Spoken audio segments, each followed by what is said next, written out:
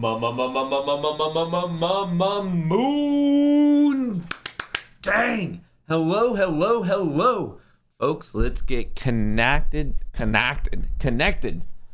NASA Space Center. Let's go. Should be a very, very interesting day because we do have some of these the macroeconomic developments that we've been talking about before.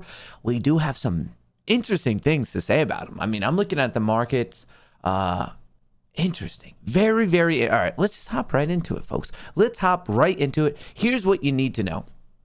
Dow. The Dow, so we talk about the S&P 500, the NASDAQ 100, the Russell 2000. The Dow, just so you know, commonly thought to be the Dow 30, the Dow dogs. It's like the top 30 companies. S&P 500 is the top 500. Dow is typically thought to be the top 30. Anyway, Dow set to bounce, looks to end streak on 4 down days. So the reasoning for this is because of developments in everything else we've talked about. First thing, this is happening today. The Fed expected to signal on tapering, provide quarterly forecasts. So the central bank is widely expected to indicate that it's getting ready to announce a timetable for paring back its $120 billion in monthly purchases of treasuries and mortgage-backed securities. Bonds. No change in near zero rates is expected. Powell has said it's raising borrowing costs will be considered separately from tapering. So here's what you need to know, like with all that jazz. I mean, obviously I have it. Wait, what is this? Robinhood launched cryptocurrency as Bitcoin becomes bigger part of business. Cryptocurrency wallets. Interesting. This is apparently breaking news. Hang on, let's hop into that. But before it, so the Fed had their Woo! It is getting dusty up here on the moon. Anyway, today, the FOMC meeting, the minutes will be released at 2 p.m. Eastern, and then Jerome Powell, the Fed chairman, will speak 30 minutes later. So between 2:30, 2:45, we will be seeing some movement and volatility in the market. Here's my prediction. My prediction is no way, Jose, are they going to talk about interest rates. They're not going to change it. There's a good chance that they don't even change interest rates in 2023. It's all about the tapering. We care about tapering. What is it doing with the $120 billion in purchases per month? Is it going to say, hey, in a couple months, we're going to cut off 10 and then 10 the next month and then 10 the next month? Or is it going to come out of the gate and be like, we're cutting it right in half and we're going to 60 billion. And then a month after that, we're going down to 30 billion. We have to understand exactly this. It's the timetable for the 120 billion and how they're going to handle that tapering. I really, really don't expect they're going to even probably acknowledge it. They might acknowledge it and be like, yeah, we're not changing interest rates. Most people, the debate is what's going on with the 120 billion and how they're going to like kind of scale that back. So that's today, 2 p.m., 2:30 p.m. We'll be checking that out. China's Evergrande settles interest payments on domestic bond. So update on this. China's embattled Evergrande agreed to settle interest payments on a domestic bond Wednesday, while the Chinese central bank injected cash into the banking system, easing fears of imminent financial contagion for the debt-laden property developer. A lot of people are saying, all right, is this like Lehman Brothers? How much can it really impact? And I thought this was pretty interesting. Evergrande holds land while Lehman held financial assets. So because of the fact that it owns land, people are saying even in the worst case scenario, it's not as bad as what we saw in the U.S. with Lehman Brothers. And it just has to do with the sector that they're in. And I guess it's just the assets that Lehman Brothers held was like far more detrimental than just Evergrande holding land, because someone will just buy the land and it's maybe not the biggest, I guess, potential negative influence on the global market and even the Asian market. But anyway, just to follow up on that one, shout out to Unusual Whales. Unusual Whales right here. They tweeted this out. I'm going to have a tough time finding this. Hang on, let me go to my own profile. Right here.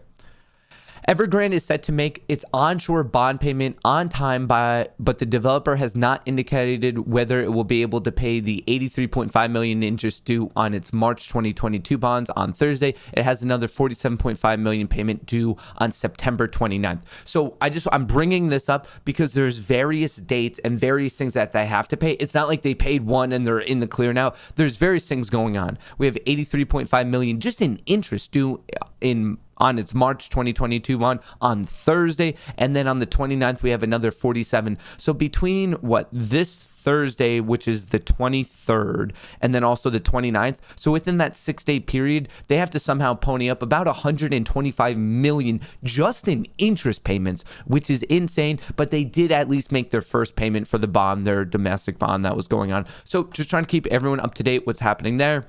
In terms of the U.S. political gridlock, House Dems pass bill to avoid shutdown, suspend debt limit.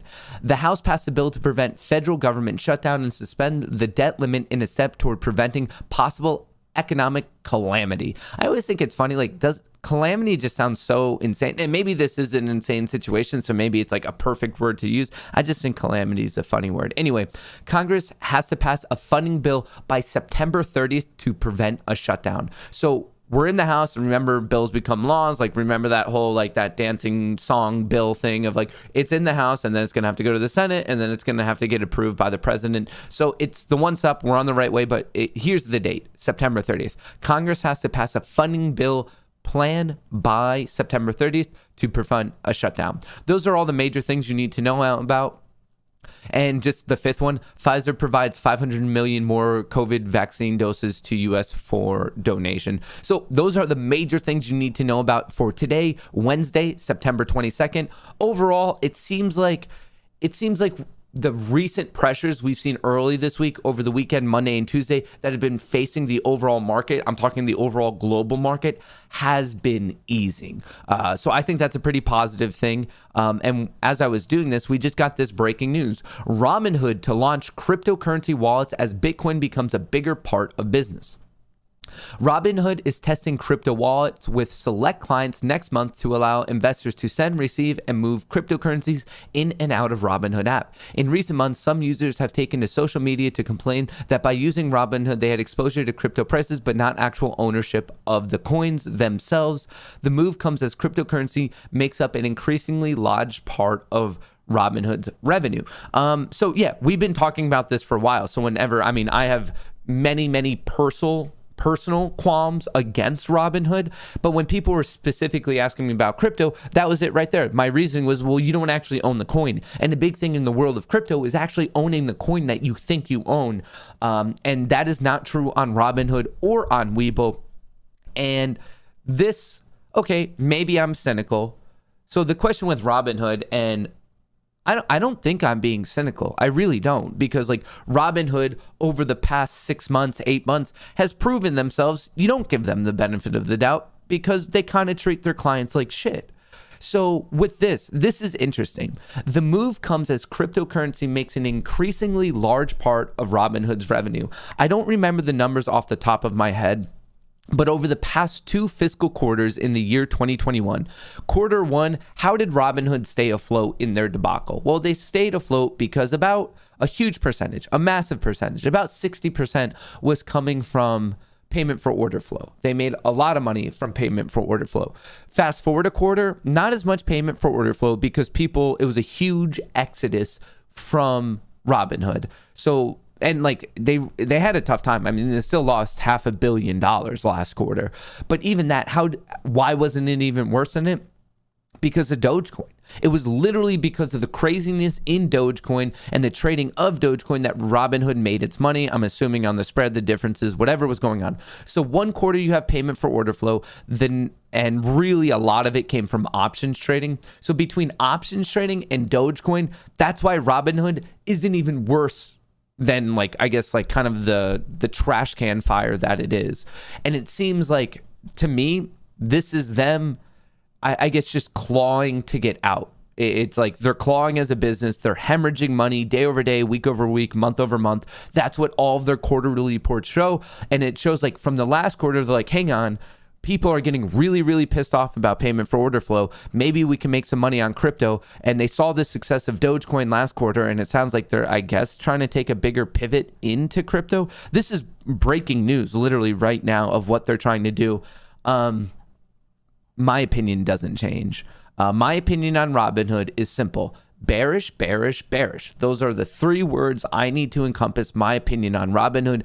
If you want crypto, I do not trust Robinhood. It's that simple. That's my own opinion. I don't trust them. You can make your own decision. I think it's way more reasonable to go to a better established company. Right now, I talk a lot about Voyager right here. Supported coins. They already have these coins. Not all of them are a wallet. A lot of the main ones already function as a wallet here on Voyager. You download the app. It's easy. You could get rocking today. You just put in the code MAT21, MAT21, and you'll get an extra $25 of Bitcoin as soon as you start trading. You could go to Coinbase, you could go to Gemini, you could go to KuCoin, you could go to Kraken. There's a lot. There are 10 applications and brokerages and exchanges I would prefer to get crypto on before I go to Robinhood. At least 10. I could name 10 off the top of my head right now. Robinhood, I wouldn't touch it. I'm just not going to. All right. Shout out to Austin on the Discord. Sent me this earlier this morning. This just came out. I guess last night. Amazon is lobbying the U.S. to legalize Marinara. The tech giant wants you to know it's on the right side of history when it comes to everybody's favorite herb. Amazon is ramping up its pro-Marinara campaign, announcing on Tuesday that it is actively lobbying for legislation reforms aimed at decriminalization and reaffirming its commitment to not screening job applicants for Marinara. Interesting. Shout out to Austin on the Discord for sending this my way. So I know a lot of people have been tracking things like Tilray, SNDL. When Amazon gets behind something, it's a mover. It can definitely cause stocks and industries to move. So if Amazon is using its legal resources and its financial resources to help with the legalization of Marinara, folks, it might be happening sooner, earlier than later. So I just wanted to bring this up. It was posted on Gizmodo. I thought it was kind of interesting, especially if we just want to check out some of those stocks of what is or isn't going on. But Amazon, interesting for sure. All right, now let's hop into what's going on with some of these stocks. So Bitcoin looks like it's trying to bounce back around, finding support at 41,000. I do think we're now in an interesting opportunity. So let me mark it if I can. We'll see how this ages. Let me mark out some of these because I just do. Ethereum sub 3,000. It seems like whenever it gets sub 3,000, it always ends up becoming an interesting opportunity. Cardano holding above $2. I do like that. I'm going to mark all these out because I think all of them are at an interesting buy right now as we're talking. I'll leave this up for a couple days because this is the 4-hour chart. So let's see how this ages, or it doesn't. I don't know. I can't tell the future, but let's find out. In terms of the overall market, I just went through the litany, the U.S. debt ceiling, the Federal Reserve, Evergrande. It seems like some of these external pressures are lightening. Yesterday, the S&P 500 closed out at 433. Today, we're opening roughly around 436, so up just under $3. So it makes sense that we have a gap up. I guess technically relative to yesterday's close, it's a gap up, but not relative to yesterday's bar. I am looking for this gap fill up to 441, but just so everyone knows, everyone needs to know this, expect volatility between 2 and 2:45 Eastern because of the Fed announcement. We might be cruising in one direction. I don't know, up or down. My knee-jerk reaction is up because things are coming down with Evergrande. But depending on what the Fed does or doesn't say, we can see the entire market like just pull a U-turn on a dime. So please be ready for that. But market open, I'm a little bit bullish. I'm leaning towards the bull favor in the S&P 500 open, and let's see how this gap fill plays out if we hit it 441. But please understand, between 2 and 245, the market will have some volatility. NASDAQ 100, same thing, gapping up, not as much. I like this gap fill up to 372. For the Russell 2000, also gapping up. All of these are relative to yesterday's close. Hang on, I don't like this magnet. Right here, we are going, I'm looking for that gap fill up to 220 and some change. All right, now in terms of AMC, we're pretty much opening where we closed yesterday. I did a full technical breakdown. I need to talk about that. But before I do this, just so you know, let me upload the numbers. They've already borrowed $2 million against AMC, and we still have 15 minutes to go till the market opens. The shorts are clearly loading up their bet against AMC. Obviously, remember, I think this short ladder attack discussion is extremely overstated. But if you just want to talk about a good old fashioned short attack of them loading out a lot of shares and like selling the stock, well, yeah, they've already got 2 million today. That's crazy. With a net of 1.5, short interest 20.44%. Insane. Shares on loan cruising back up to considerable levels. We're probably now at 115 million. Utilization low, as in, remember what utilization is: the amount of shares on loan divided by the amount of total loanable shares at that moment in time. So we have about another, I guess, 15 million to go. Let's call it another 10 million. We can't say 15, about another 10 million. So if we were to max this out today, it'd probably be in the realm of 125 just to max out utilization based on the current numbers. But remember, these are dynamic. They change from second to second. Short interest back above 20% on AMC. In terms of GME, they've already borrowed 150,000 against it. Short interest cruising above 14% almost. We have not seen GME above 14% short interest in quite a while. It is interesting to note that the bets against AMC and GME are both going higher and higher simultaneously. Utilization on GME is 38%, shares on loan 7.5 million. Short interest right there already up on the day. So both of these going up. Crazy action. And with it, I think it's noteworthy, not just because of like, look at this short interest. We like high short interest because of a short squeeze. The fact that the short interest is going up when the overall market is getting relief, that's dangerous to be a bear. If all of a sudden people are like, okay, like we don't have to worry anymore, the market's calming down, let's go money back in, let's go, instead of risk off, risk on, as in pour money back into the market, that is a dangerous concoction. So for AMC, we're out of the gate watching the support at 37. We're looking for it to recapture this trend line that was established between August 11th, August 20th. We're looking for, our first target is the gap fill at 44.20 from a technical perspective. In terms of GME, we have support between 188 and 190, right where it's at. We're looking for the recapture of 200 and then really the region from 212 to 215. On both AMC and GME, on the daily MACD, the moving average convergence, divergence, we're looking for the crossover back into the green territory. Right now, from a technical perspective, at least according to this one technical indicator, the bears are in control. That's what the MACD is saying. We're looking for the cross back over. We're looking for both of these to go green. And I think that will be assisted with really the overall market going green. So I'm looking for things like the S&P 500, the NASDAQ 100, and especially the Russell 2000 to complete all of their gap fills, because I think that will end up helping something like AMC complete its own gap fill. But anyway, before, when I quickly alluded to like, I need to talk to you about the technical videos. So YouTube is a living organism, and it very much changes its rules and its algorithm. And yesterday, I hit that fortunate, period on Twitter where all of my DMs, at one point, it was working. I don't know. Twitter's always being weird about it. I got a lot of DMs, quite a few. Like I would say about 20 to 30 DMs of people not being notified about my videos. So I was like, okay, that's really weird. So I reach out to YouTube support and I ask them, I'm like, what's going on? Why are people not finding my videos? And YouTube, let me just see if I'm recalling this all correctly. Basically, within a 24-hour period, they only allow you to send out notifications for 3 videos in a 24-hour period. And with it, I have 2 streams and also the update video. So that gets a little bit weird of like when they will and won't promote certain things, because like sometimes I'm doing that 3rd video right at the 24-hour mark. And then I call up Trey. I'm like, Trey, like, have you seen this before? Because I remember Trey before, he used to stream in the morning on lunch and then do his update video. I was like, have you seen this before? Like, do you know how to handle it? And he said that basically he saw the exact same problems, at least anecdotally, that I'm seeing, where one of those 3 is getting completely demolished and not promoted to anyone. So when I was talking to Trey, I was like, okay, like, well, what do you think I should do?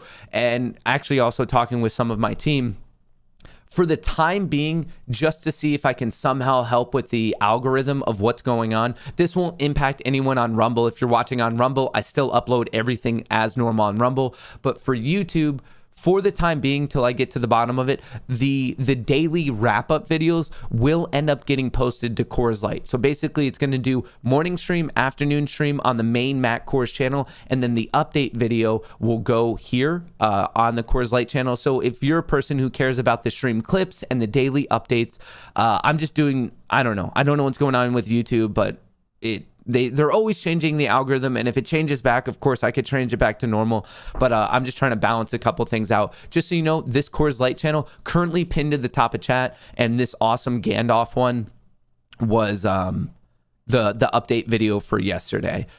I was surprised how many people didn't know about like Lord of the Rings. A squeeze is never late, nor is it ever early. It arrives precisely when it means to.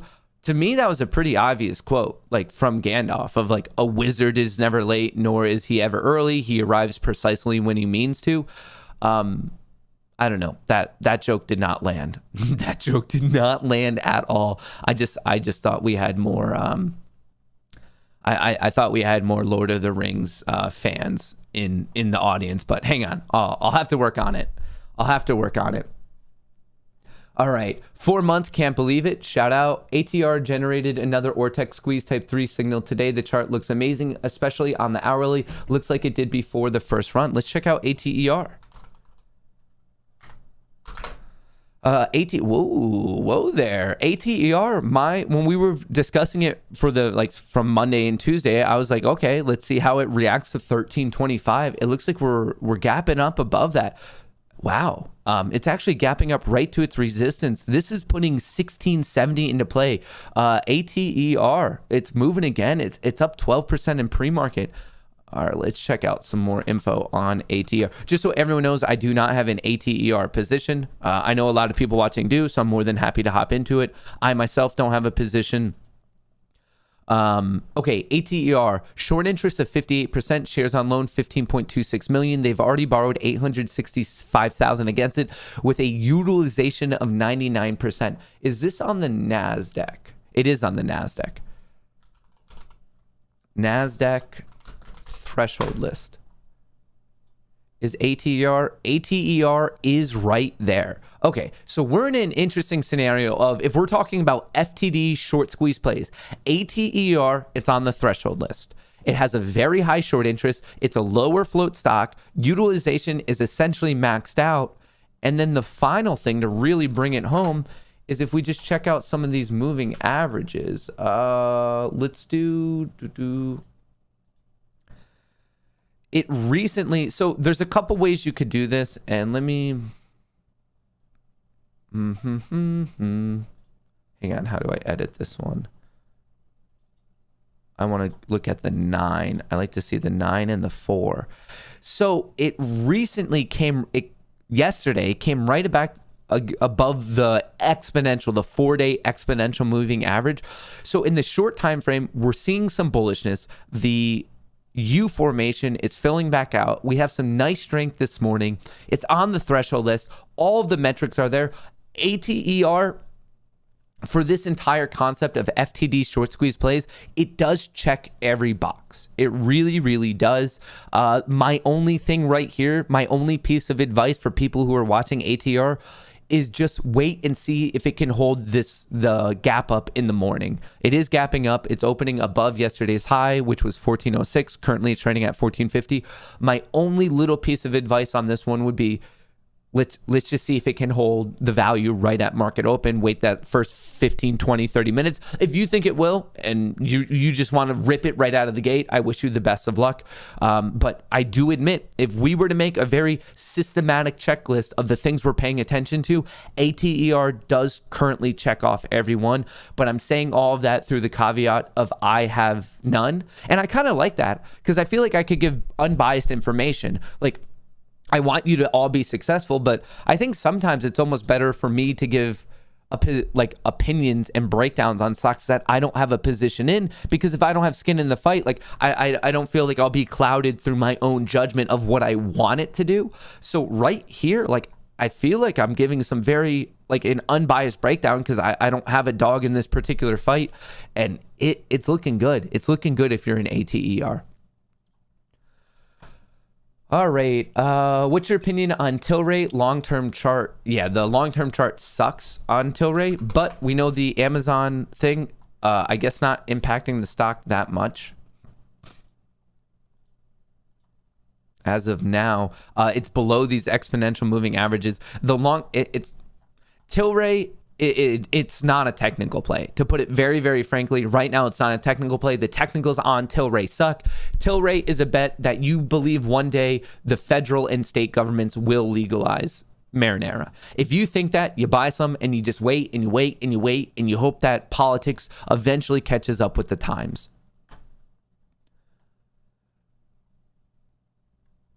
Lobbying should be illegal. Just saying, you're all pimp. Got an AMC at 13, Matt. Keep the good vibes going. Shout out Prowess. Good morning, Matt. I always get notifications when you post videos on YouTube or if you go live. Yeah, so the issue is they only do it so many times within a 24-hour period. And even without, and like this is more the conversation I got into with Trey, of he noticed even if all got notified, the way the SEO, search engine optimization, it would only work for one of the ones that he posted within the 24-hour period. So even if he was under that, he noticed that the algorithm only cared about one of them. And basically I just got a bunch of messages of people saying like, why can't I find your stuff of what's going on? So I don't know. I don't know if this is the best move or a smart move or a dumb move. I'm just doing my best to maybe try to fight against it as much as I can, of like just playing within the realm of the algorithm so I can still, I guess, get the video out to the maximum amount of people. But yeah, that's what, I mean, we've had the Kohrs Light channel now for like a month or two. It's not like a new channel. I get it's newer than my main channel, but that's where we just put some of the fun stuff, some of like the crazy, I don't know, reactions and rants. And now it just seems like a little bit more viable to also put the daily technical breakdowns, because some people don't like live streams.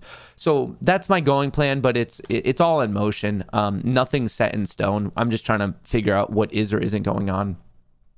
Shout out Wolverine. Good morning, Matt. Shout out. Can you please give your opinion on Crdl? Crdl. Therapeutics. It's a biotech, so I'm not the biggest fan of the sector it's in. The chart's looking strong. It looks like it spiked, got really beat down for a couple of years, and it's fighting back. So even though I don't like the sector, I do admit that the chart is looking kind of nice. Like, I like the strength. Just not my favorite sector. If you're interested in it, your closest reasonable risk point is around 350, so you're risking about 60 cents. If you're okay with that risk, I wish you the best of luck. Can you take a look at Bro's new IPO? Good long term. I don't know much about, when you're asking about long term, that's more of a fundamental question of, okay, like what's the company doing? What's its growth? What's its future guidance? It's only been trading since September 15th. And from then until now, 1, 2, 3, 4, 5. Today is its 6th trading day. I do admit it's strong, but right now I don't know if I'd want to buy it and be like, oh, this is the point for a long-term hold. If I were to get into Bros right now, it would be a very quick day trade, like just play, I don't know, take advantage of some of the bullishness. But in terms of long-term, I just don't know enough about it. It might be a great one, but I also assume one of these days you'll be able to pick up Bros for probably cheaper than 32 if you do like it for the long term. So if I do like it, I'd probably want to save myself $20 per share. But that's the difference in what's your time frame in the trade. All right, can you look at LTCH? What is this one? LTCH. What is this one? Computer communications. It's looking pretty weak right now. It's looking heavy to me. Kind of a triple top rejection at 1450. This thing, if it goes below 1280, it looks like it wants to sell more. Wow. And like it might be, and the MACD just crossed over. LTCH right now on the technicals, I have no idea what this company does, but the technicals, the bears have the edge, I would argue. Kenny G, what is it? What do you smell? Mainstream media analysts, eight flesh hedgies, they've picked up our trail. Shout out West Polk Foul. All right, I think I'm finally up to date. Up to date. I think we are good. We're ready to rock. The market's about to open. Man, this might be one of my best timings ever. All of it comes together right at 9:30. Perfect. Perfect, perfect, perfect. How many seconds do we have? I think I nailed this intro. 10 seconds to go. That's the best timing I've had, folks. Best timing I've had. If you haven't already, as we're waiting for the bell to go ding, ding, ding, do not forget to destroy that like button. The casino is open. Best of luck to all. May the odds be in your favor. All right, let's see how we get going today. ATER, definitely an interesting watch of the day, so I threw it up in the bottom left one.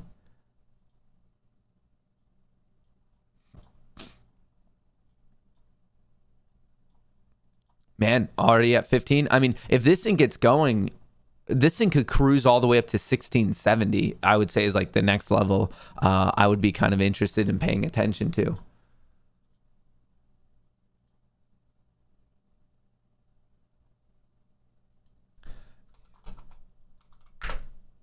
All right, perfect, perfect, perfect.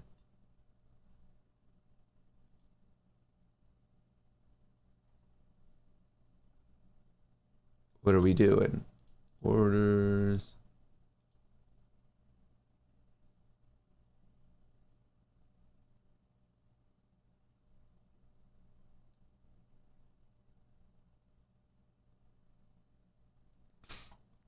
All right, we are rocking.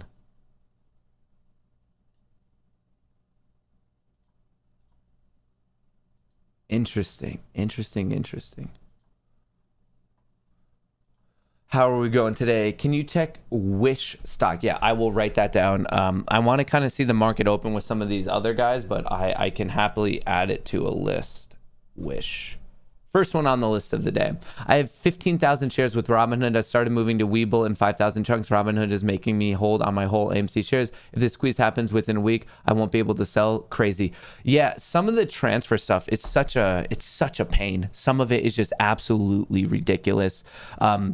With me, back in February, the transfer from Robinhood to Webull, when I realized it was such a pain, and this isn't, to my understanding, the best tax thing to do, I just sold all shares, took the money, and then bought all new shares. There was realized gains involved. So from a tax perspective, it wasn't the best, because from a P&L perspective, it was a break-even move because I instantly sold, instantly bought. So it's not the best play. I guess I was just impatient and didn't want to wait for the transfer to go through. But also back in, I think the timing, like, you have to remember, back in February, everyone's like, what's going to like, every day was an insane, crazy, crazy day. So I think I felt some pressure from that I was like, when I was like, oh, it might be locked up for a week in the transfer window. Like, at that time frame back in February, I was like, that's insane. I can't be like out of like I can't be away from my shares for a full week. So I think that had like part to do with it. Did you see Adam Aaron is looking into accepting Doge? Yeah, I discussed that in the update video yesterday. So basically he put out a Twitter poll, and the last time I saw, about 75% were saying like, yes, look into Doge, see like what kind of opportunity it does or doesn't represent. Any thoughts on computer share? Yeah, I don't think it's necessarily the best thing for the ape community. It just, people don't realize how immobile it makes you. So right here, this is a very good segue. We're talking about the mobility of the transfer window and like if your shares are or aren't locked up. The service that computer share offers, especially in terms of GameStop, I think is powerful. I like it. It does help cut down FTDs. I like all of that. But the issue that I don't think is being discussed enough, especially for apes, is you're not as agile as you want to be. If you want to be on your toes and be like, okay, I need to get in, get out, computer share, it's a little bit slower moving. Computer share, it's a great tool, but it seems to be a better tool for people who are like, they know from the get-go that they're going to be long-term investors, and the exact moment of their exit doesn't have to be as detailed and as fine.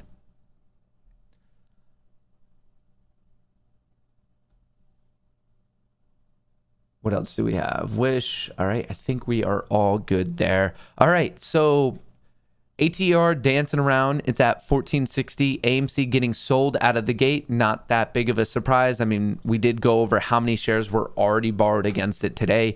I mean, they already borrowed 2 million, and that was 15 minutes before the market opened. I'm assuming that some of this selling are new shorts stepping into the game. GME is at 187, AMC is at 38, ATER is at 1475, S&P 500, it's sold off. It tried to pump, but it didn't hold on to it. We're at, what are we at? 435.55 currently. Let's see if some buyers step in. This is exactly why I still like to wait those first 15, 20, 30 minutes and just see how things shake out. Every morning open, there's going to be volatility. People are making decisions, and there's just a lot of whipsaw at market open, and it's not fun to get whipsawed. So I like to just sit and be calm and see how everything is playing out.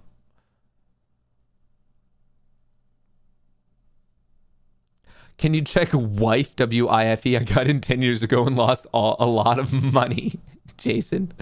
However, Grand going affect BlackRock, who have shares in AMC. It very much depends on how the Evergrande situation plays out. They've made their first debt payment. They came up with the money. They have another one on Thursday and then another one on September 29th, September 30th, something like that. I think September 29th is the additional payment. If they come up and pay off their bonds and their debt, I think we're going to be good, but it depends on how precarious the situation truly is. But I don't think it's going to lead to an overall situation, even in the worst case scenario, similar to what we saw in Lehman Brothers. I don't think that this situation represents that. It might, but you're going to have other external developments play out. FFI is still looking good, trying to make a decision, it seems. FFIE. I'll put that on the list, Wall Street Viking.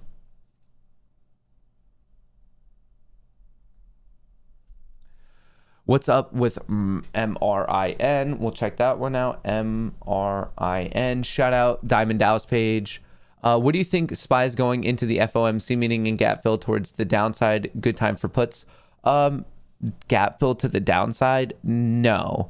I don't think that, because you have to weigh out three things at once. You can't just say the FOMC meetings when you're talking about the SPY. On this very particular day, you have to talk about Evergrande, you have to talk about the debt ceiling, and you have to talk about the FOMC meeting. It's not like one of them is like they're all playing, they're all moving in concert together.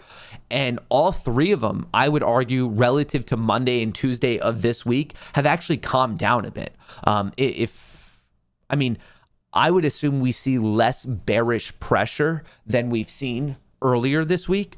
But like I said, I mean, you don't know what the Fed's going to say. You really, really do not. There's a lot of expectations that it's going to remain extremely dovish, which would be good for us. But you never know. You just don't, like, I don't have the Chairman Powell's phone number, and it's not like he calls me beforehand saying, all right, like, we're about to announce this. I think that'd be awesome if he did. It sounds super illegal. But heading into it, I'm leaning a little bit bullish today, just because there is political development. It sounds like they're getting they're getting closer to the bottom of this debt ceiling issue, closer to the bottom of the debt ceiling. That sounds weird. But the Evergrande situation, the tensions are lessening. And on top of that, whoa, brother. Whoa. Big super chat. Hey, Matt, thanks for the updates. Thoughts on BB and their earnings call tonight? All right, I'll put that on the list. Shout out Dr. Thompson, BB. So right now, heading into the meeting, heading into the 2 p.m. time, East Coast, that is, I'm going to be a little bit bullish, but it could dramatically change based on like what the meeting actually comes out of it. And the key, like the crux of the meeting is the 120 billion number. They've been purchasing 120 billion month over month. The question is, how are they going to taper it? We know they're going to taper it, but in what mannerism? Are they going to do it all at once, a little bit, piecewise? When's it going to start? We need the info on the tapering. Please discuss the proxy filing for BBIG. Some people say it means the participants will have to buy options at 3 to 4 a share, and it will tank the stock. I don't know about the options. I'm not the most up to date on the proxy for BBIG, but I do know the little bit I know about it. It was not as good as people wanted it to be. The proxy meeting did not favor the long positions, the bullish bettors. It did favor the bears to my understanding. I have XXX 3x XXX shares of AMC and a $50 call for November monthlies, and I'm thinking about buying a $40 call for October monthlies. Am I going to be rich? All boogie. I very much hope so. The potential is there, but I can't sit here, especially at like the size and following, and pitch insane things like that of, this will, whenever anyone in the market says this has to happen and this is guaranteed to happen, they don't know what the hell they're talking about. They really don't. I am so sick and tired of people joining the market within the last year and all of a sudden they understand so much that they're guaranteeing things. No. That it sounds like a very, very crappy like salesman, like almost like a shitty car salesman of like, hey, like I just joined, but I know what's going on. This is it. This has to happen. Nothing in the market ever has to happen. It's one of the most insane mathematical puzzles known to man. It's in an infinite amount of multivariate variables in this overall equation. And when people guarantee anything, right away, my bullshit flag goes off. They're a liar. And I would say that to all their faces. When anyone guarantees anything, it tells me they don't know about the market. And in one way or another, they're trying to scam you, whether out of money, whether out of just social credibility, whether it's to get likes, views, upvotes. I don't care what it is. In one way or another, they are being disingenuous. You cannot guarantee squat. What else do we have? Is it a good idea to buy a $35 call right now for 3 weeks out? I think the odds truly are in your favor on that one. I really do. I'm, like I said, heading into the meeting today, I'm going to be bullish. I'm remaining bullish. And then depending on what the FOMC meeting, what the minutes say and what Powell says at 2:30, that could sway everything. So I think it's a risk up until the afternoon session. But if you get a good good position now, and then the FOMC meeting favors everyone, we could see a continued push in the market. So it's a little bit higher risk. And maybe I'm just being optimistic, but like I said, I do favor the bulls today.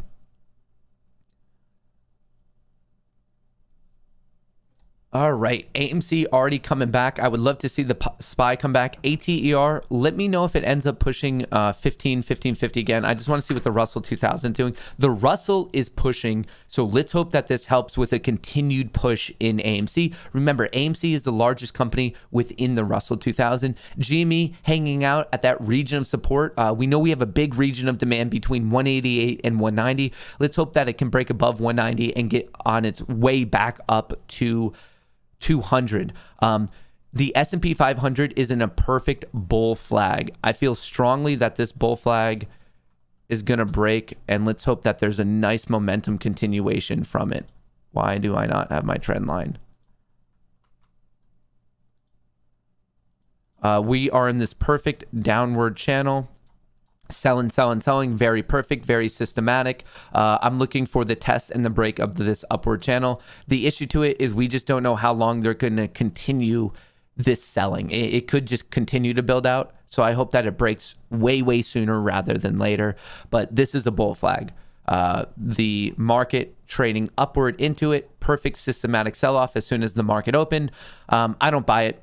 I think people are just jockeying for some sort of weird position, I guess, like just trying to get it in cheap, maybe before the FOMC meeting.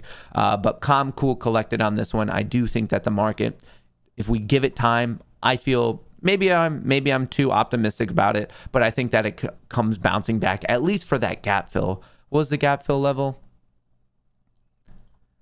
I'm at least looking for this gap fill up to 441 on the S&P 500. AMC, V-shaped recovery, the V formation. Shout out to all the Mighty Duck fans paying attention right now. We got a nice V formation going on with AMC. Hopefully we get a V formation in some of these other things going on. GameStop, SPY, the Russell 2000, slowly but surely paying attention to 219.40. Let's go back to ATER. Not really doing much. BBIG. Shot up, coming down. I do like it over 640. That's impressive to hold 640. So I'll be paying attention to that on BBIG. If it remains above 640, the more volume traded above it, obviously the stronger it is. Let's check some of the early morning flow on everything.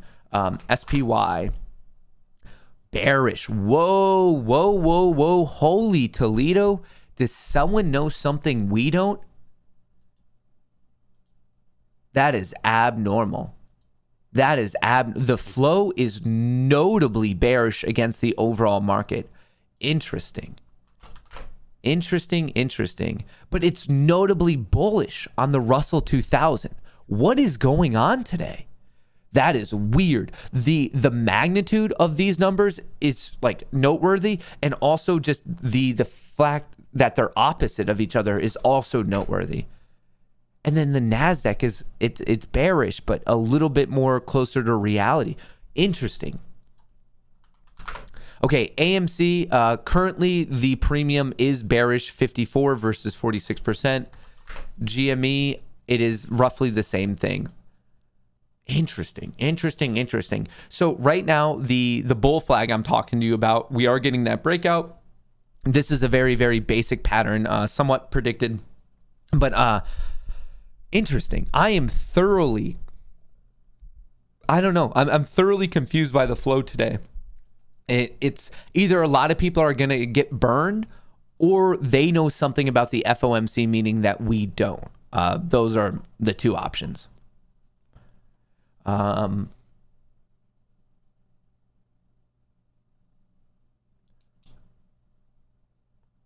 right. Somehow I already got behind. Shout out to Bell Div. Bulls on parade. Shout out Bell Div. I appreciate you being a member. I appreciate that support. I've only been in the market for a year, and I can guarantee that guy that YOLO'd into wife is going to lose money. What do you think of ARQQ's chart? Already got halted. All right, putting that on the list. ARQQ. LAUR announced they're going to do dividends, and chart looks bullish. Check it out. LAUR. All right. LAUR. We're going to do all of these. So far, I have 6 stock requests. We'll do a quick breakout session of all these other stocks in about 15 minutes, about 10 a.m. Eastern. So if you have other stock requests, send them in. I want to set up times of the day where I kind of do everything, have a little bit more of a schedule. So the first one of the day will be at 10 a.m. All the stock requests I have coming in, we'll do a quick breakdown of what's going on with them.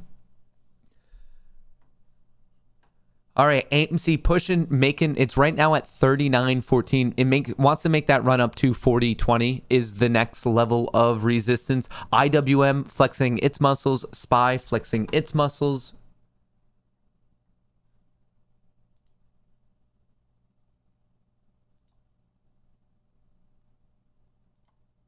All right, I want to see this push back up to 436. 436 is pretty important in the overall market. We've seen this as resistance, a gap region, support. 436 is an important pivot point for the market. The longer the SPY is above 436 right here, I haven't marked it out, the better for really everything involved in the market. So we're going to be watching this level pretty closely. Right now, we need to see if this bull flag breakout holds, or if it's just, some sort of a bull trap or something like that. But right now, AMC looking good. It really looks like it wants to push that $40 key psychological level. What happened to Workhorse? Workhorse is taking a hit right now, WKHS, because they delayed the delivery of some of their vehicles. That was announced. They're not able to make fulfillment. Obviously, that's not good news, so the stock is dropping. Mr. Matt Lack, what you think? LAC, lithium mining. LAC on the list. Shout out Carlos. Shout out herein. All right. And shout out Ritual Skin Tattoos. Matt's totally real 10K run. Bell Div. Sounds French. What else do we have? Am I working? Yep. We are firing at all syllables on Twitch, and we're firing at all syllables on Rumble. Hey, we got it all working today. It's gonna be quite a day. Whoa. SEC Gensler doesn't see cryptocurrencies lasting long. SEC Commission Chair Gary Gensler said Tuesday he doesn't see much long-term viability for cryptocurrencies, underscoring the importance of protecting investors in the market and bringing it under regulatory oversight. I disagree. Wholeheartedly disagree. This sounds like exactly what a government official would say about crypto. Of course, a government official would say, hang on, we want to bring it in. We want to regulate it. We want to put like our finger in the pie. Of course, they're going to say that about crypto. Of course they would. I am bag holding WIFE for almost 20 years now, still waiting for the mother of all short squeezes. All right, AMC is still trucking upwards, folks, still trucking higher and higher and higher. Beldiv Devoe. Oh, folks, I was thinking, all right, we'll have to go into this when things are a little bit quieter, but I need help with my football pick'em league. I think we could easily do all these polls of who will and won't win, and I'll just pick whoever you guys tell me to pick. But I need some of you to really step up with your football predictions and help me win my pick'em league because I'm getting slaughtered. Any Evergrande news? Yeah, they made their first debt payment, which was awesome. And they have another debt payment tomorrow and then another one on the 29th. So if they continue to actually start making these, like continue making the interest payments, which within the next 7 days is to the tune of $120 million. Imagine $120 million being your interest payment. Like they're not even paying on principal. They're like, oh, we just need to pay $120 million in interest. Those numbers are gargantuan. Crazy. ATR,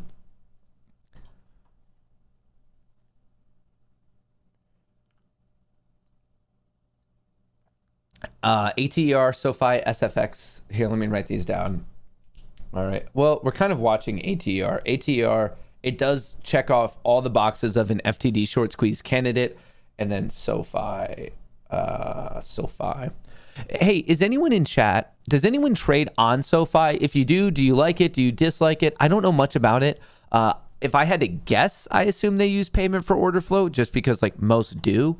But I was just wondering. For wife, it's not the MOAS, it's the mother-in-law of short squeezes. Super bearish. What's going on, Diamond Dallas Page?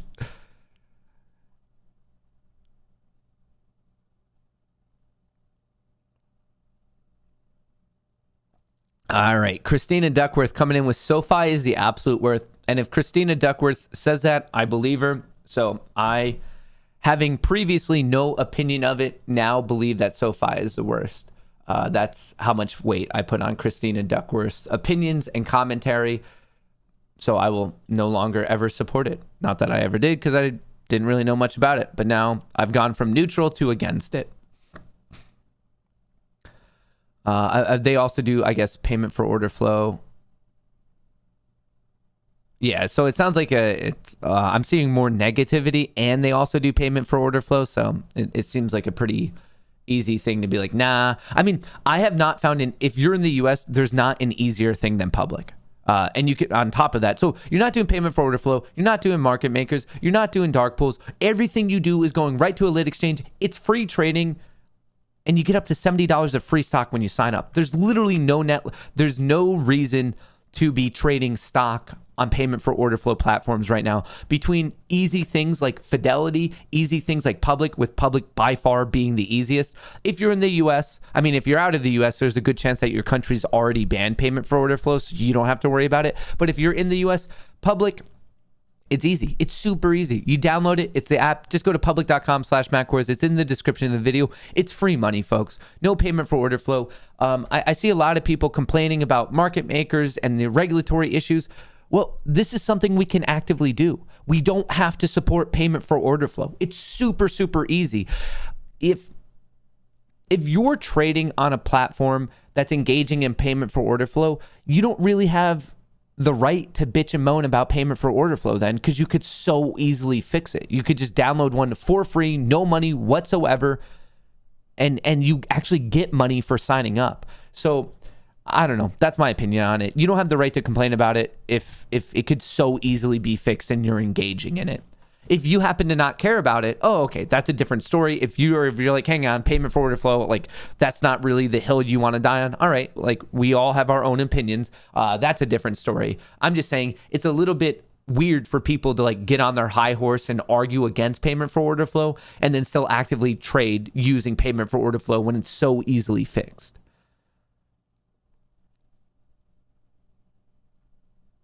And if you don't like Public, I see some people saying they don't like the Public app. Try out Fidelity. I don't have an affiliate link. I don't know if I could get you like a freebie for a sign up. Try Fidelity then. But remember, with Fidelity, you can't just use it. You have to use Active Trader Pro and actively route your orders. So if Public's not your cup of tea, seriously, try out Fidelity. I don't like any of those for charting. That's why I use TradingView here. And then I just execute my stock trades on those. Like I have a Fidelity account. I have a Public account. That's how I handle it all.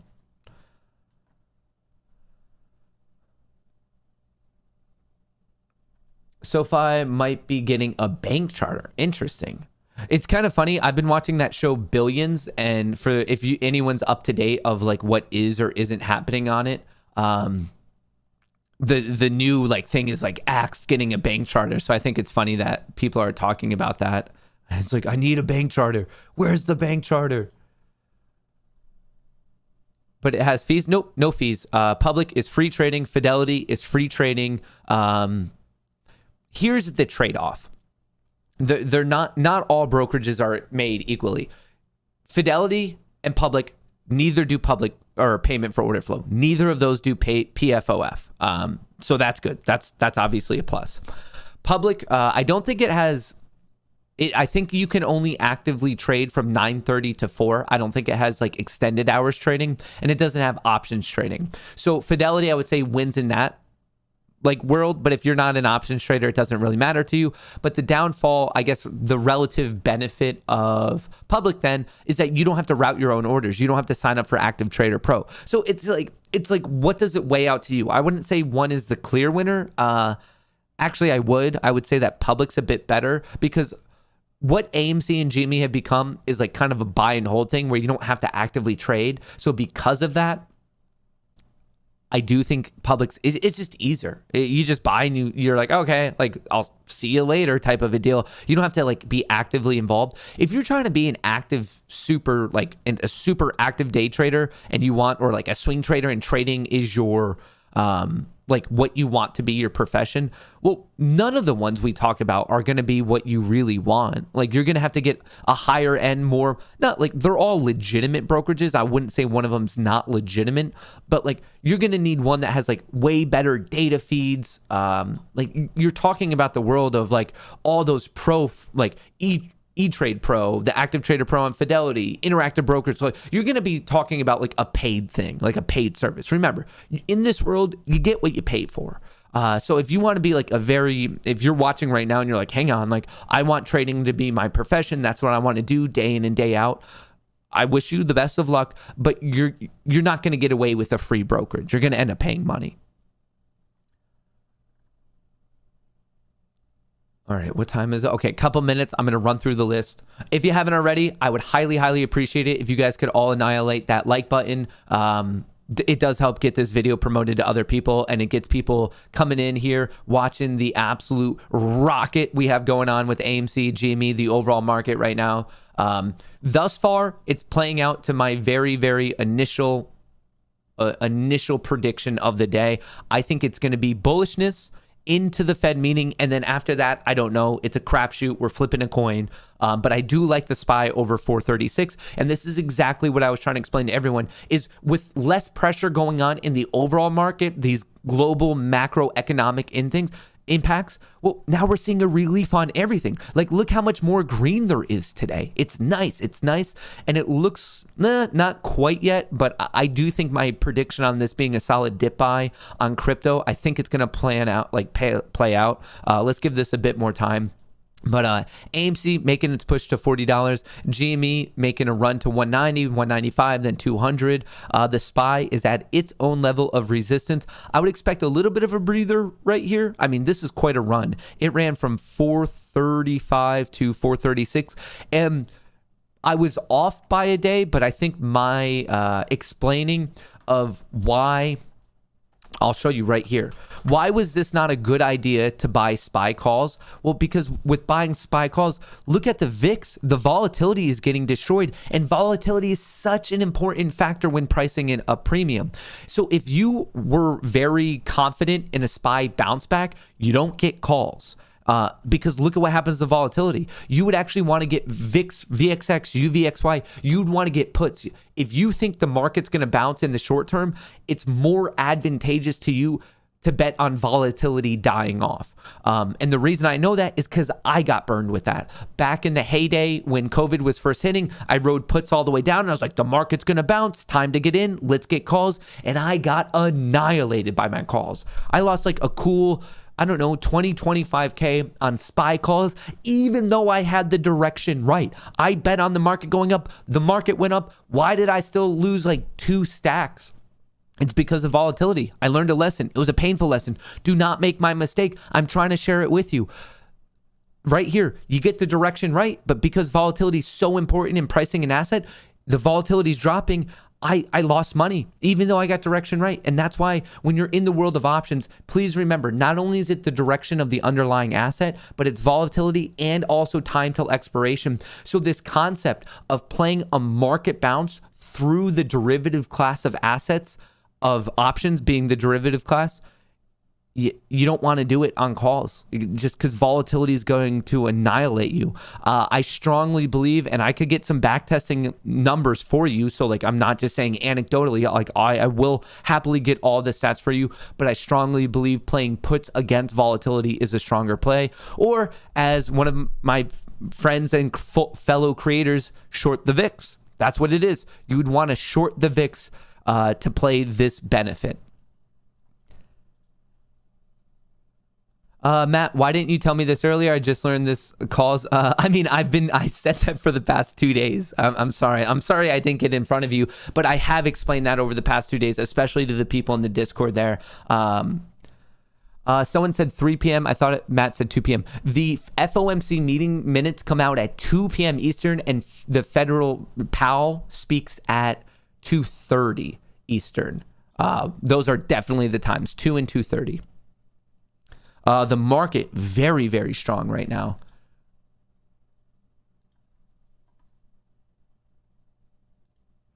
Very strong. Impressive. All right.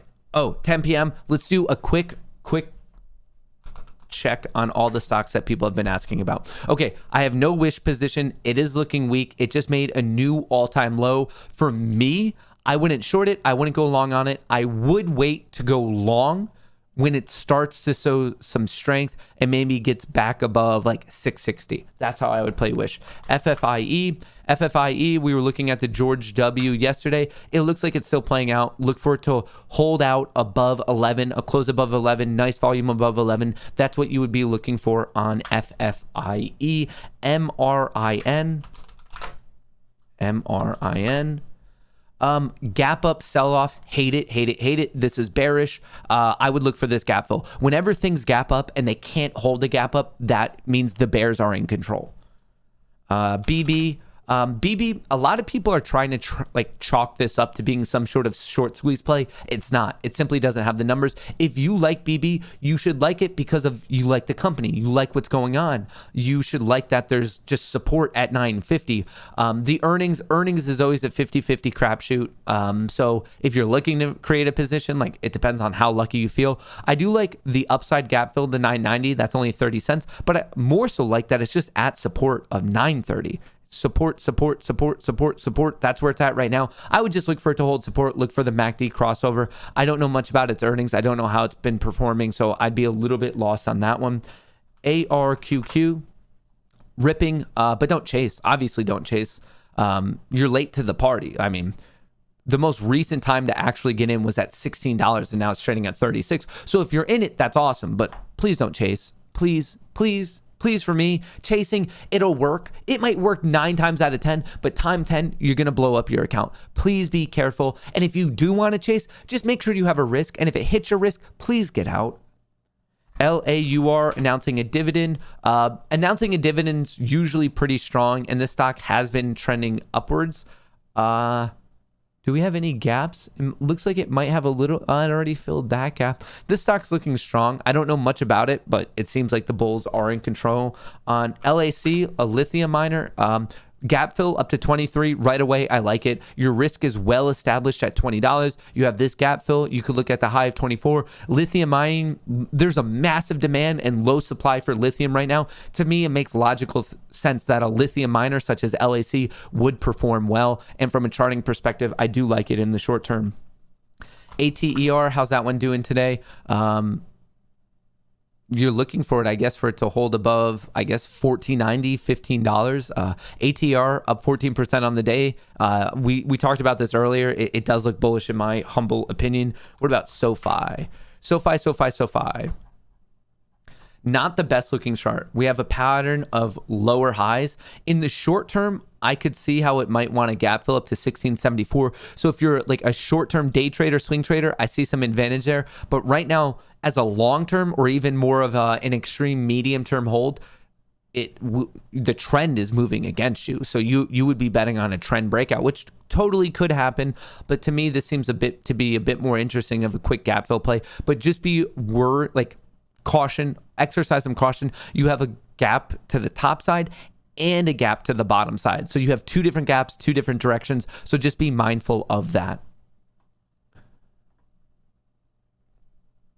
All right, so we crushed all those. That's the full list that I have right now. As more come in, we could do it again. How's the SPY looking? Is the SPY still crushing upward? So what's the high from yesterday? 437.91. So we have about 60 cents to go. Nice.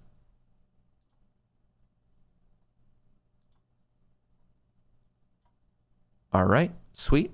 VIX is still dropping. As the VIX drops, the SPY keeps going.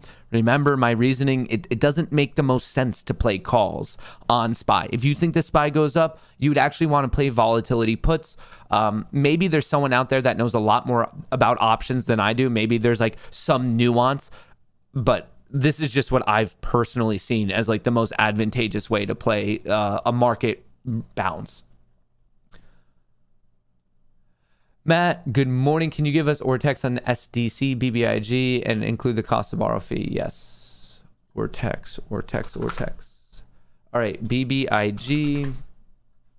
Should probably spell it right. Vinco Ventures. The short interest is 24% with a cost of borrow of 33%. That's the average. SDC.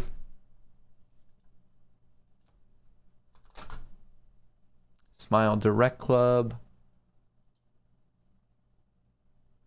Short interest of 55% with a cost to borrow of 18. How is SDC's chart looking though? Did it ever gap fill? I'm still looking for a gap fill down to 605. Maybe it doesn't come, or maybe it comes later, but that, I don't know. I'm not the biggest fan of SDC until the gap fill actually occurs to the downside.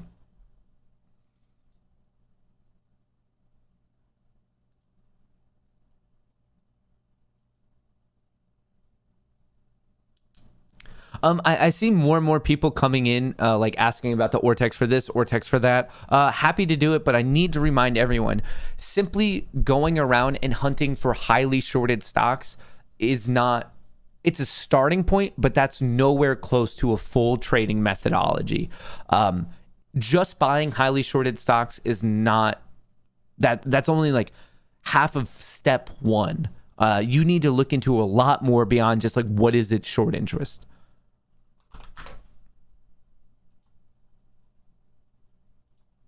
All right, someone's asking for Baba's short interest, Alibaba.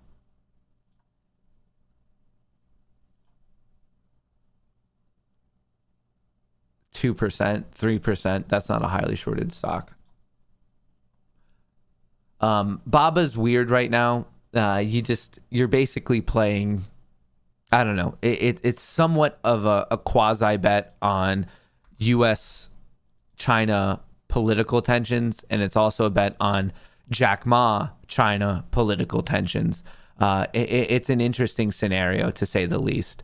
Not the easiest bet unless you're really up to date on like the geopolitical situation between US China and then the US Well, in a way, Chinese stocks being listed on the U.S. market, and then also all the issues between China and Jack Ma, the founder of Alibaba. It's a tough trade. But it sucks because from a fundamental standpoint, Alibaba is one of the most undervalued stocks in the market. I wholeheartedly believe that. But just because it's undervalued doesn't mean it has to trade upward. For example, just because AMC and GME are overvalued doesn't mean it has to trade downward. You get those scenarios where things don't trade at their fundamental value. They're trading at a premium or lack of premium because of some external factor.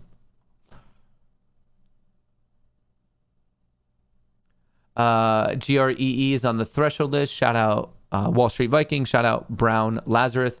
Do you like Shiba for a crypto long hold? Not particularly, no. I don't know much about it, so I can't say it's bad, but I would argue that there's better long-term holds, such as Bitcoin, Ethereum, Cardano, Solana, Hex. I think all of those would be better. Can you check out BBIG? You think it's a dead player? You think it'll make a rebound?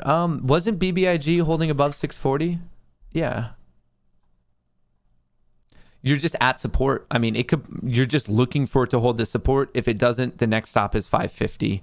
But it's at support right now, so you just have to pay attention to see how it reacts. I wouldn't say that it's a dead play. It's at support. Is it going to bounce or not?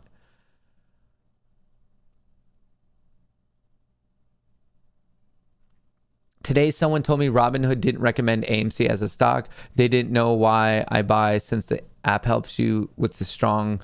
Didn't recommend it. I think Robinhood just pulls in data from some like analyst website. I don't think it's like them. Brokerages aren't in the business of recommending stocks or not. They're probably just pulling in data from analysts. People are saying Adam Aaron tweeted. What did Adam Aaron tweet?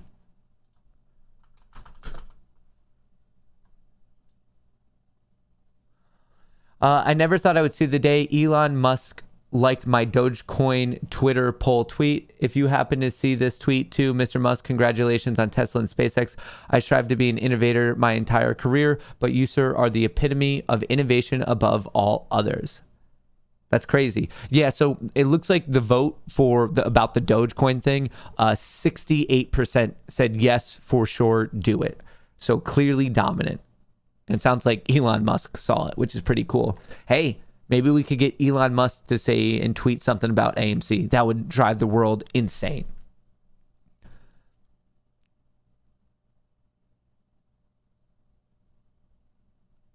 Is the fear Robinhood will sell your shares without permission valid? They claim they only sold people's margin positions during the GME affair.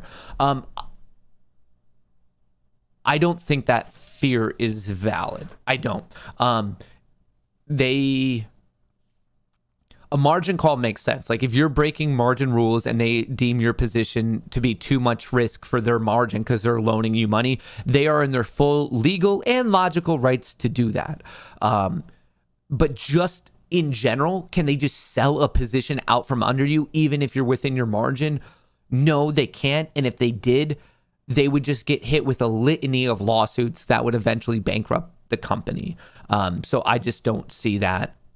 I can't guarantee it because Robinhood is Robinhood, but even me not liking Robinhood, them just randomly selling your shares, they haven't done that before. So I don't know if there's even necessarily a pattern for it, but that I feel like that would even be extreme for them.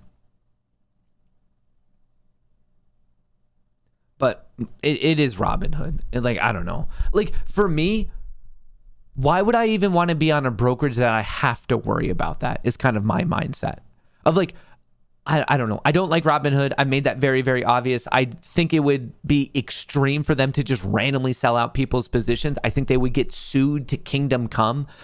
But isn't it just easier to be on a brokerage that you don't have to worry about those types of things? Like we have to worry about enough. Why make your brokerage like another stress aspect of your day and your life and your trading career?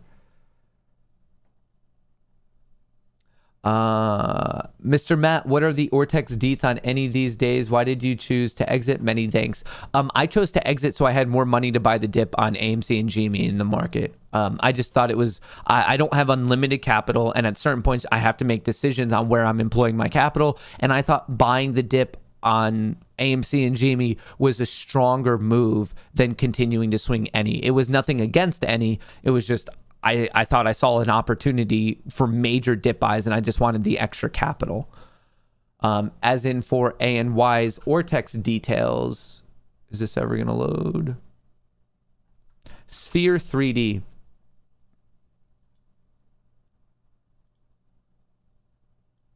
Why is this not working?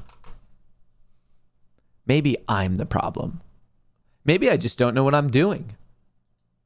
All right, there we go. There we go. Okay, ANY. Oh, wait, ANY was that weird one where the data never really seemed to make sense. Ortex is reporting a short interest of 5%, shares on loan of 10.2 million, and a utilization of 97.5%. But please remember, these numbers were always a bit wonky, and the short interest always seemed to be like severely under predicted. Yep, we already talked about the Adam Aaron tweet with Elon. Cool stuff. Very, very cool stuff. I would love for Elon to be on our side. Elon is one of the few people in this world that have legitimate manipulation abilities. He tweets about a stock and the stock moves to the tune of multiple million, potentially $1 billion. We saw it before with Etsy. We saw it before with Doge. We saw it before with GameStop. Elon has a lot of power. Like a crazy amount of power. If he ends up supporting AMC or GME, additionally, he's already done GME previously. If he supports it again or supports AMC for the first time, look for the stock to rip.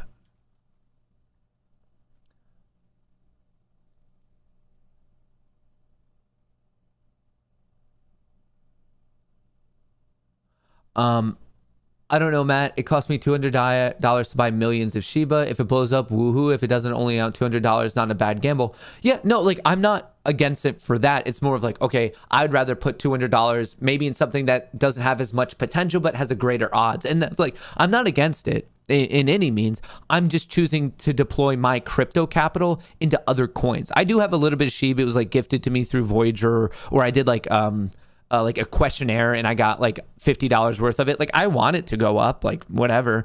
I'm not against it. I just would argue that there's stronger plays. But if you're willing to take less of a likely bet for more of a potential reward, I mean, I want everyone listening right now to crush it. Unless you're just like a ding dong keyboard warrior, Greg. Well, no. Like I still want you to make money. I don't want you to crush it though. I'm like, even if you don't like me, like I still represent you're a human with human hardships, and I want you to be successful. I just don't want you to be as successful as like the moon gangers, you know? Hey, Meth, is there any price level where we can expect some boom boom candles to follow? What's that look for? And happy birthday. Thank you. I appreciate that.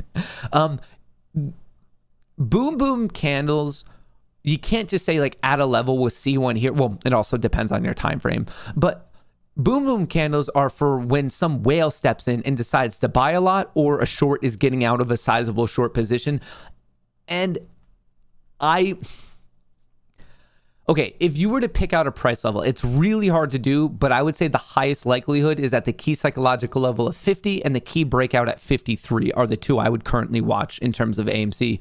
For GME, I would say it's around 225 and 240. But even with that, like I say, it's more likely, but I wouldn't even say the odds are like absurdly great. Because I just think there's almost like a big sense of randomness when we're talking about like these boom boom candles. Like they could happen before, they could happen after. Is there extended hours trading on this? I guess not.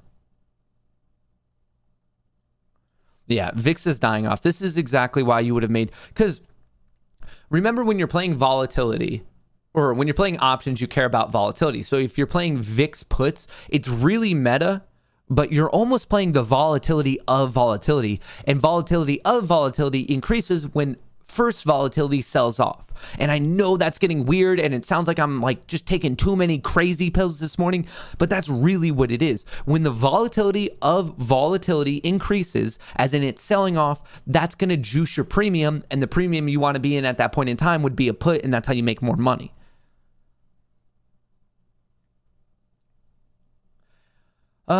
Hey, Matt, I have a 19 call on ChargePoint expiring January 2022. Any thoughts on charge point? CHPT. How's this one looking? I mean, you're looking very much for it to bounce like now. It's at support around $20. You don't want it to see it break below 20. That's a huge support level. You're looking for a bounce and a change of trend. That's what you're betting on. I do like EV. So like I'm a fan with you there, but like to just ask from this particular window from now till January, from a technical perspective, you just want it to stay above 20. All right, sweet. Ding, ding, ding.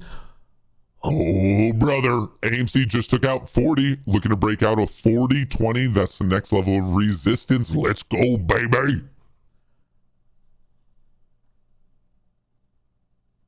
All right. Oh, before when we're talking about the Moon Gang, well, oops, crap. I dropped my diary. brother. I dropped my trading diary. Super chat. We're rocking I don't know if you guys can see it, but we're rocking the Tulip Gang shirt today, and that's just for that extra channel. I think there's enough people in here, probably a whole new slew of people. Just so you know, because of some of the issues I'm running into with YouTube, the update videos and the stream clips, they have to live on another channel. There's just too many uploads within a 24-hour period. So the update videos are going to go to Kohrs Lite. It is pinned to the top of chat. And of course, it's all the content. It's always free. Nothing's changed. It's not like I'm asking. There's no money or anything. It's just the way YouTube works and what they do and don't promote. It sounds like right now on the latest update of the algorithm, and actually I knew about this for a couple weeks, couple months, those daily updates, if you're a fan of watching those, it lives on Kohrs Lite, and that's pinned to the top of chat. Or you could just go to, if you just search Kohrs Lite, like here's the picture. The Gandalf was the most recent one, and we have some clips there. But nothing changed just besides where those update videos live. Still completely free. It's not like a money thing or anything like that. Hold the goddamn phone, bro. When did Gene is move to that side? I flipped the camera because I noticed when I look at this monitor, it was weird because it always looked like I was looking off this way. So I just flipped the camera. So I don't know. I just feel like it makes a bit more sense when I'm looking at my other monitor that it looks like I'm looking at this thing, like the chart. I don't know. I just thought it made a little bit more aesthetic sense. My couch pulls out, but I don't. AMC to the moon. Can you check or text for AMC? Yeah, it's actually high. It's above 20%. It's crazy. 20.36. They already borrowed 2.1 million for a net 1 million against AMC. Crazy, crazy, crazy.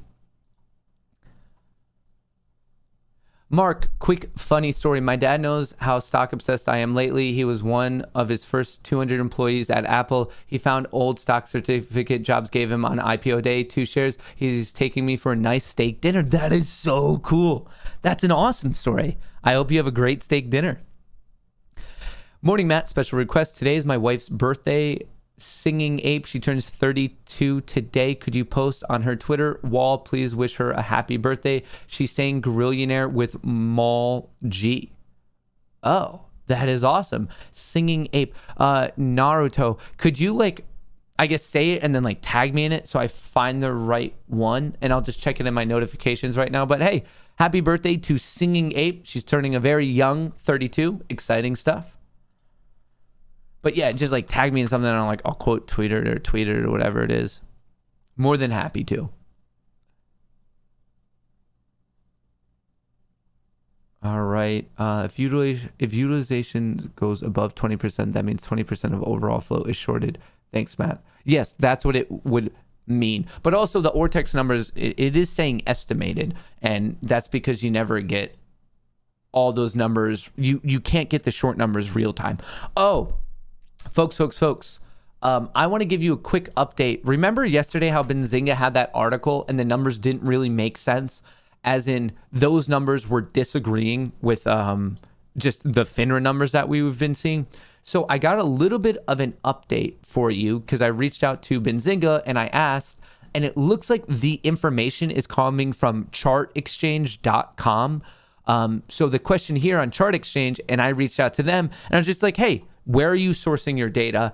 So as soon as I get a response from them, I'll let you know, because the data is at odds. One of them is right, one of them's wrong. I don't know who's right, I don't know who's wrong.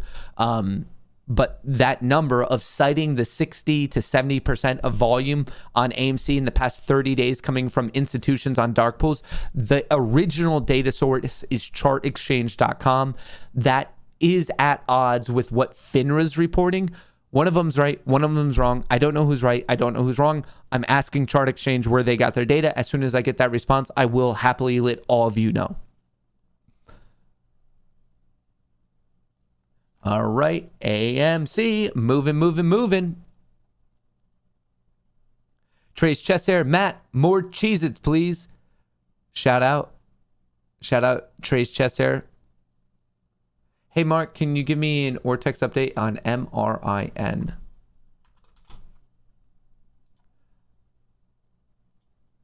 Its short interest is 12%, but I don't think MRIN is a legitimate short squeeze play. It's a low float. The utilization is there, but this just seems like a quick gap up sell off. If you ask me, I would be highly careful with that trade. Is there a level that you can give us a hard push like 38.50 did a couple weeks ago? And why didn't we get the same expansion the time we broke it? I don't really recall a specifically hard push at 38.50, but even with me not remembering that, I still think, like I said, it could happen whenever. There is a sense of randomness to it, these types of predictions. But right now, if I had to throw out a prediction, I would say around that 50-53 level, just because they're so important. Shout out Cam H. Thanks, Mark. Is there some sort of new thing going on with YouTube? Because like I'm seeing all these special member chats now. This is the first day I'm seeing them. So like Trey's chest hair, how are you even able to send this? Like, do people get to send in a special message on like the anniversary, like the 1 month, the 2 month, the 3 month, the 4 month, that type of a deal? Congrats. It shows that you're a member for 4 months, Trey's chest hair. All right, AMC. So AMC broke out of its resistance at 40.20. I would say what we're watching now, it's as simple as 41.50. I'm watching 41.50. We're looking for this to pull a U-turn and then start for the gap fill up to 44.20. Easy peasy lime squeezy. Member milestone chat new today. Shout out to all those. That's awesome. That's a very smart rollout. Matt, didn't you say that public lends out your shares? Yeah, but you could turn it off. It's really easy to turn off. Free milestone chat. Love you, Mart. Yeah, if you're a member, feel free to use these, or if you want to use it for a different day. But these are awesome. It looks like a new rollout. Hey, Matt, can you explain the level 2 on the order book? So if you're looking at the level 2, I'm assuming you're going to be looking at it on Webull. You're looking at the New York Stock Exchange level 2. So you're looking at one of the 14 lit exchanges, and you're just seeing the sitting buy orders and the sitting sell orders, most of which are liquidity provided from market makers. Once again, it's exclusively the New York Stock Exchange if you're looking at it on Webull. You can get access to other level 2 feeds, but I'm just kind of going with the odds of what you're probably looking at. And this is actually like understanding the level 2 helps you better understand what dark pools are. Dark pools, you see the price that it's trading at, but you don't see the level 2. That's exactly what a dark pool is. You don't see the sitting buy orders. You don't see the sitting sell orders. I see more people pushing this rhetoric again that dark pools don't have an impact on price. Whoever says that, it's as simple as that's wrong. It's just wrong. Like I used to like skirt around it and be like, oh, okay, like maybe they like blah, blah, blah. Like I try to be, I guess, like more understanding, less confrontational, any of that. But I'm sick of it. And the reason I'm sick of it is because there's too many people betting serious money. We don't have time, and we don't have time to beat around the bush. I know about dark pools. I've read books on dark pools. I've talked to dark pool experts. I've talked to people who have made dark pools. They have an impact on price. It's honestly, it's that simple. I don't have time for these people who are like, well, what about this and that? No. Dark pools, could they be more regulated? Yes, of course. But this argument that there's people buying on dark pools and selling to a lit exchange, it's a good theory. It's a worthwhile theory to look into. And the more you look into it, you're going to realize that it's just not accurate. So there's too many people who are emotionally tied to their theories. Theories are great to have. Test as many theories and hypotheses as you can. If you find evidence that disproves it, don't be emotionally tied to it. Just move on to the next theory. All right, AMC at 40. Man, we're cruising today. Oh, all these awesome member chats coming in. What do we have? Welcome to the Moon Gang. Love you, Mart. K-Rob, free milestone chat. Hey, Matt. All right, we did that. Tony H, shout out. Aw, snap. Milestone mofos. Oof. Yo, shout out. Shout out to all these members. I appreciate it. Easy peasy here for the squeezy. Shout out Dustin. Oilfield Trash. Hey, Matt, the company I work for will be on Fox Business Monday, 8 p.m. Check it out. Highlighting the oil field here in PA. Shout out PA brethren. Christina Duckworth, could it check out Tesla? Also, we will be in Philly in a few weeks. I'm down to buy you and your imaginary girlfriend a picture of sangria. Christina, let's see if we can make that happen. You messaged me that I think you're also in show for the John Mulaney. You're in town for the John Mulaney show. We're going to be here on different dates, but I think we can make something happen. You mean I've been paying this for 3 months? Shout out, Craig. Hey, Milk, what did the toaster say to the slice of bread? I want you inside me. Shout out, Riley Reed. Eddie becoming an astronaut. Mr. Boulay, my guy, damn OG. Mr. Boulay, he's flexing his OG muscles right there. 7 months. I don't think anyone's at 8 months. I think Mr. Boulay is throwing down the gauntlet and proving he's an OG. Let's go 6 months up. In and up over 10K. Edward, congrats. Woot, trying this out. You've helped me learn so much, Matt. I want you to know I'm going to be a follower for life. I'm going to be a follower of you for life. Like, to the point that it's inappropriate. You're going to be like, seriously, no, I need a restraining order. Like, stop following me. Like, that's how much I'm going to follow you. What's going on, man? I appreciate the support. Good morning, beautiful apes. Before Thunder. TP, what's going on? Another OG, 7 months. Oh, hey, Mark. Win Poontoon and Lake Life. Pontoon and Lake Life, hopefully sooner than we can expect. Loud noises, shout out, who cares? AMC Trapper here from January, will continue to be here after. Thanks for all you have done for me and the misses. Me and mines. I like that. I like that even better. Sneak McGee becoming an astronaut. I love all these messages. This is so much fun. This is a great rollout. Loud noises, pretty colors. Hey, Mark, keep up the great work. I watch you every day. Love your rant. Shout out, Brian. I tweeted Elon and AA to put Tesla charging stations in AMC parking lots for a while. We watch our movies. See, LaFoy Grant, you're thinking at the next level. Your brain is just functioning at the next plane of existence. That is a very, very smart thing, in my opinion. All these movies, people go see their movie. I like it. I really, really like that suggestion. Cole becoming an astronaut. I'm also in the Discord since February. Funny T, Jim Cramer turned me on to Reddit because of his weak ego. Shout out. Matt, if you smell burnt toast, you're either having a stroke or burning your toast. That's always good advice. MRIN is a fundamental development with Amazon. BB is a fundamental play for me. But why do you think it moves with AMC Jamie, though it's not super shorted? Because BB used to be super shorted in AMC and Jamie, and there's a lot of people still thinking of that and memorizing that from back in February. Thank you for all your hard work and dedication, Matt. We will appreciate you, not to mention all the knowledge that you give. Shout out PS3 Troop. Talk to Keenan Grace about dark balls. Y'all differ. We might differ, but I don't know. Like, it's not an opinionated thing. Like, someone would have to provide the evidence of how I'm wrong. I've talked to the experts about it. Like, I don't know how much more I can do. I mean, I did 3 different interviews with Dave Lauer. I've read various books about it now over the past couple months. This stuff is all well documented. So I'm at the point where and I'm open to being wrong. This is the scientific method. I believe this, and I put my evidence forward of why. I've put forward the interviews with experts. I've shown you the books that explain what's going on, and I've also debunked the logic of the situation. So I now need someone to just provide me the counter example. And then that's what opens up the discussion.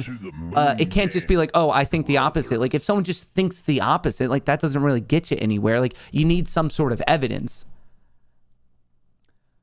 Matt, Mark, Max, whoever you are, I love you. Shout out Occam's Phaser. Woot, figured it out. Shout out Tyler, Dan. Wait, I just missed Dan's. Dan, where are you?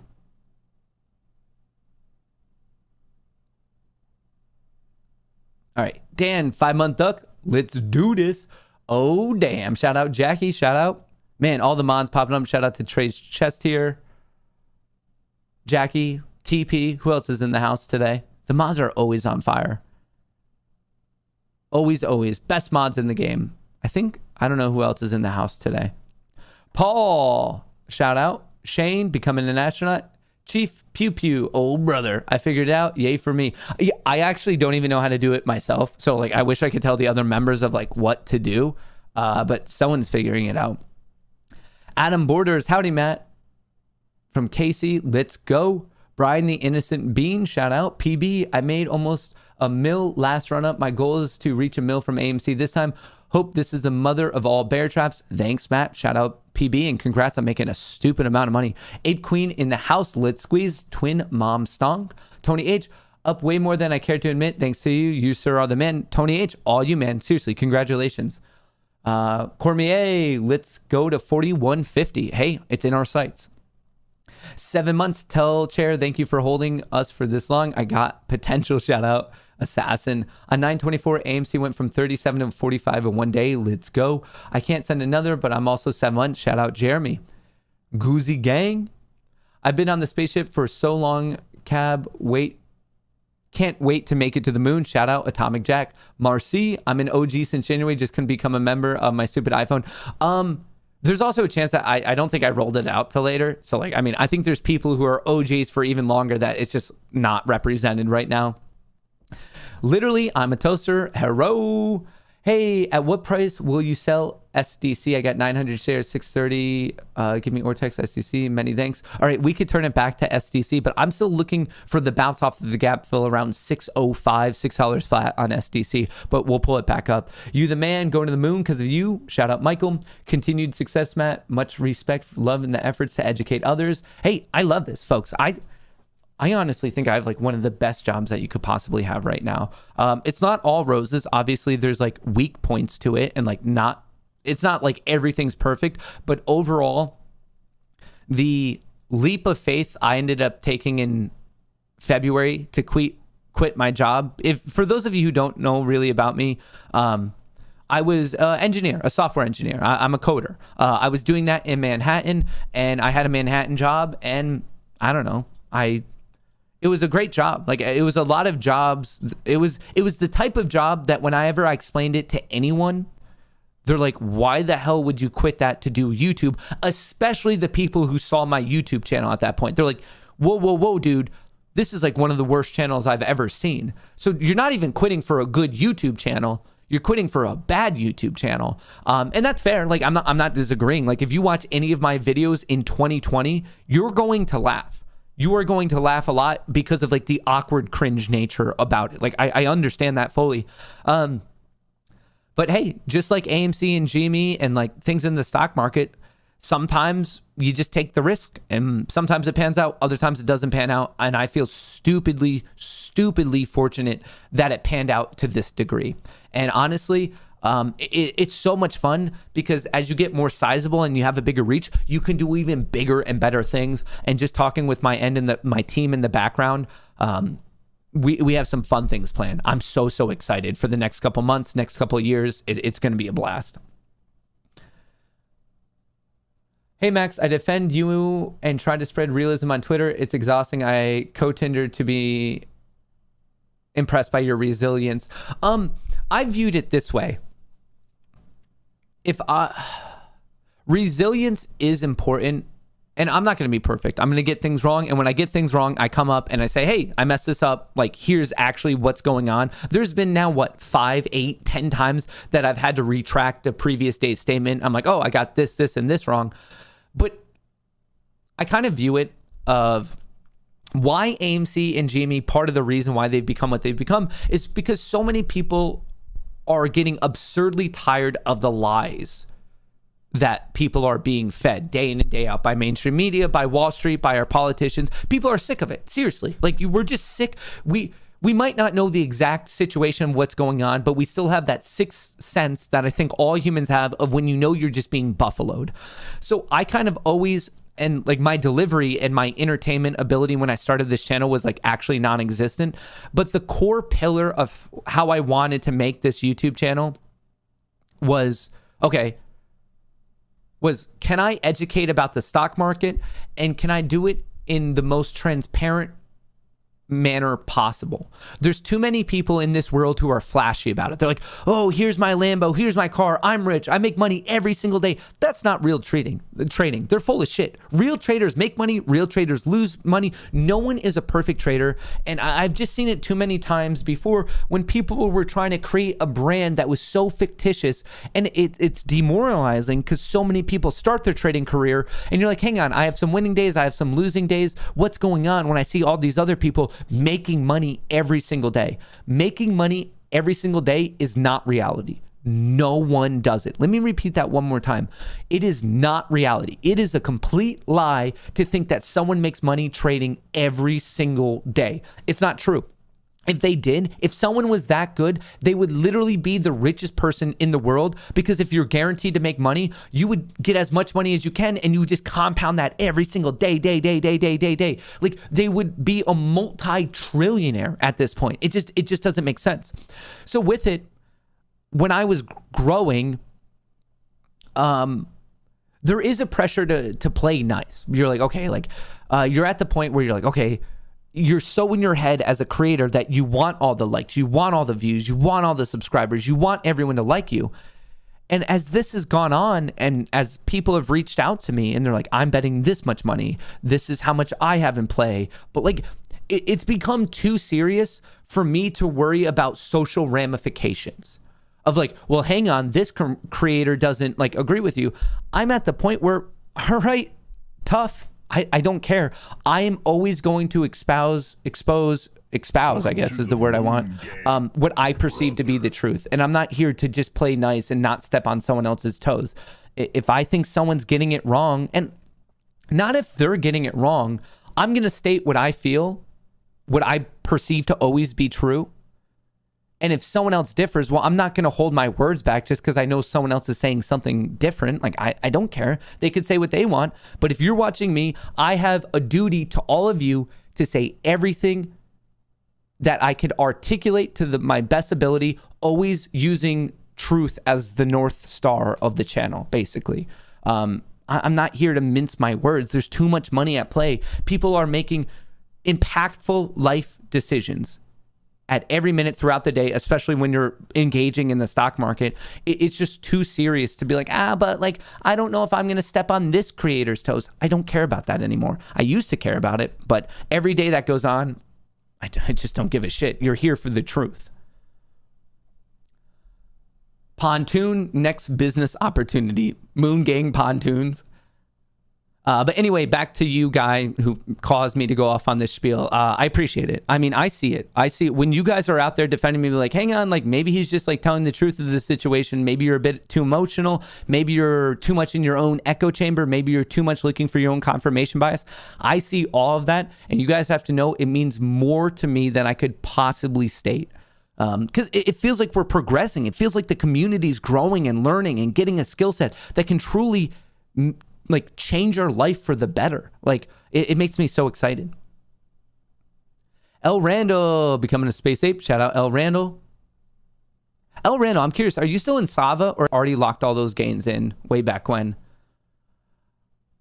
Ma, I'm in the club. Justin Moore, shout out. Peter, weighed my dump truck yesterday and weighed 69,420. I have pictures to prove it. Shout out, Peter. Tabasco Dave, I appreciate you, man. El Randall, Real OG, to celebrate, I'm going to do a daily YOLO. What you pick match? Honestly, I think the daily YOLO is probably shorting VIX. Like, I really do. And shout out to Short the VIX. I like him. I think it's a great channel. If you don't know who Short the VIX is, check the channel out. He's been in AMC GME for a while. Great overviews on the market. Just a little, obviously a different flavor, a different style. Like, I would say our styles are not that same. So, hey, maybe my style's not for you. I would say go check out Short the VIX. Check it out. Check it out. That's the beauty of social media, is there's so many creators out there. So you hang out with the person that you resonate with. Maybe you like me because, I don't know, maybe you like how I'm not smug. Maybe you think I'm too smug. Some of you probably like my arrogance. Other of you think I'm not arrogant enough. Like, it's just, folks, this world has 7-8 billion people. I'm not going to be everyone's plastic bag of gasoline, you know? For some of you, for the 14,000 in here, you're like, nope, this is the plastic bag of gasoline I'm going to rock with. And others of you, you're going to be like, hey, I don't like him for whatever reason. And it happens. Love you, brother. I made $225K this year from soaking up your knowledge. Been here since January and do construction while I listen to you. Shout out Bradley. That's amazing. Thanks for all you do. Still trying to get Google to have my name appear. Problem between Google and YouTube. Oh, brother. Mike. Shout out, Mike. Have enjoyed watching and receiving zero investment advice, but mighty fine entertainment about 6 months. Shout out, Keith. Fitzy. What's going on? BTC, bullish triangle. I mean, I think crypto, I just need it to bend a little bit more, but I do think this is an interesting buying opportunity across all of crypto. In fact, hang on. This might be the time I finally actually get some legitimate Solana position. Solana. Yes. Okay. Solana. Can I buy this? Solana. Where can I get it? I want to buy some Solana. I want to buy some Solana. I want to buy some Solana. Solana, S-O-O. Da, da, da, da. Buy. Am I going to do this right?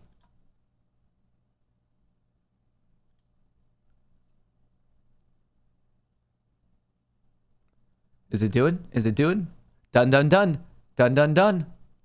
I'm in it. I'm finally in it. I had a little position before, but I like it. I'm buying it on weakness, and this is how I called it out. Folks, when Solana was ripping, like I say, it's just not the opportunity to get in. You could have gotten in at 120. You could have gotten in at 147. You could have gotten in at 169. Then crypto got hit and ended up coming down, and I was like, hey, my goal is right here. I identify this as a bull flag. It was trading up, up, up, then parallel lines down, a parallel perfect channel down, and I'm just buying on this strength. Could it keep selling off? Of course it can. That's the risk of the market, but I just bought it on weakness. I bought it at 136, and it's hot. Like, I like it. When I like things, I want to shop on discount. I love shopping on discount. And that's what I just did with Solana. And I'm going to sit on it. I have no plans of actively trading it whatsoever.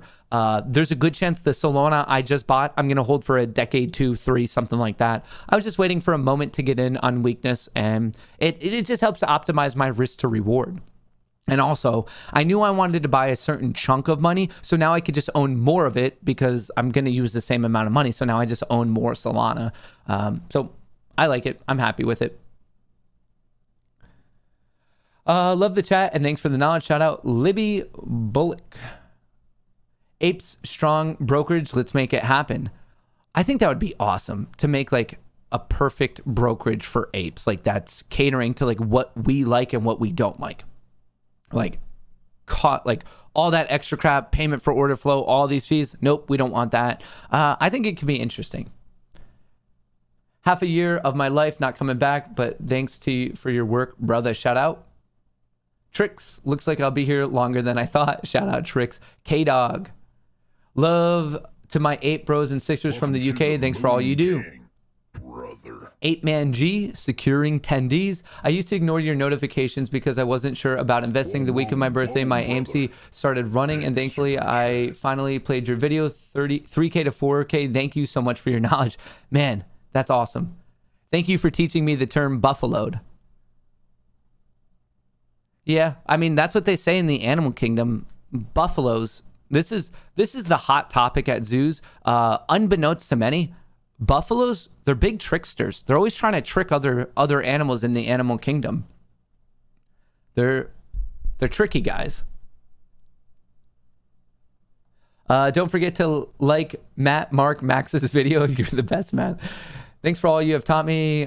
Taking the next step with additional books and TTG. I'm very excited about the future and owe it to your lighthearted yet informational show. Duck on. Ken Gaffney. John Williams becoming an astronaut. Shout out. Just had to check the old vid. Looks like you were being held hostage at gunpoint to do the vids. You've come a long way. Yeah, definitely. You could see my natural introvert nature. Folks, I'm an introvert. The definition of an introvert, that's your boy. And if you need proof of it, you're like, well, hang on. How are you an introvert when you're like at some point speaking for 7 hours a day? It took a lot of time. It took me an entire year and many mental breakdowns later to get to the level I'm at. This type of stuff does not happen overnight. And just a little words of affirmation for other people who are listening right now who are doing their own passion project and maybe you're getting nowhere. I'm telling you, folks, I had this channel for about 11 months, and I'm not kidding. I'm saying like legit mental breakdowns. There was points.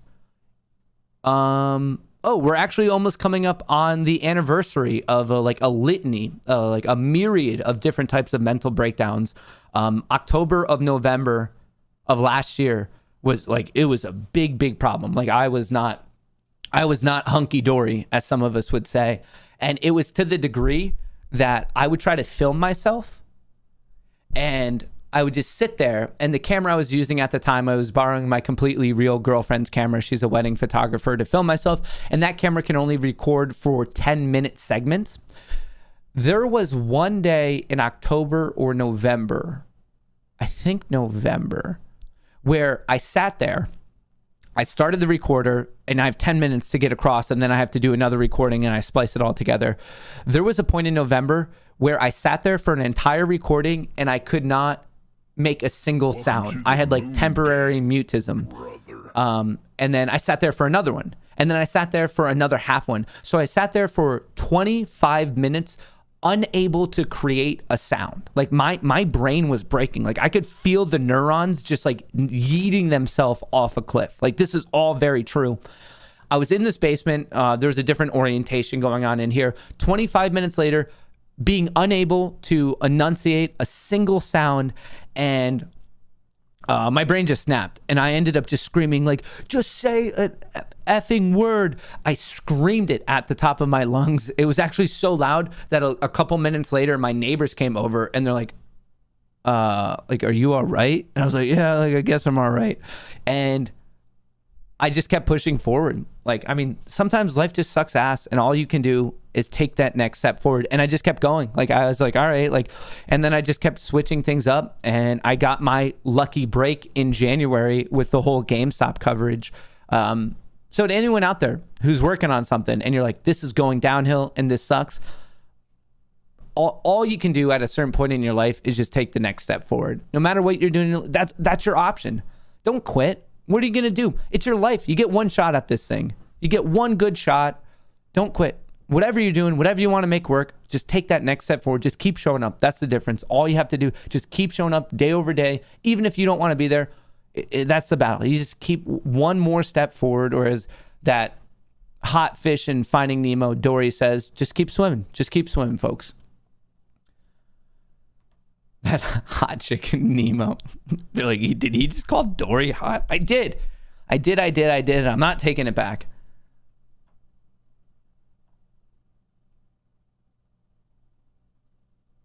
John Williams, shout out.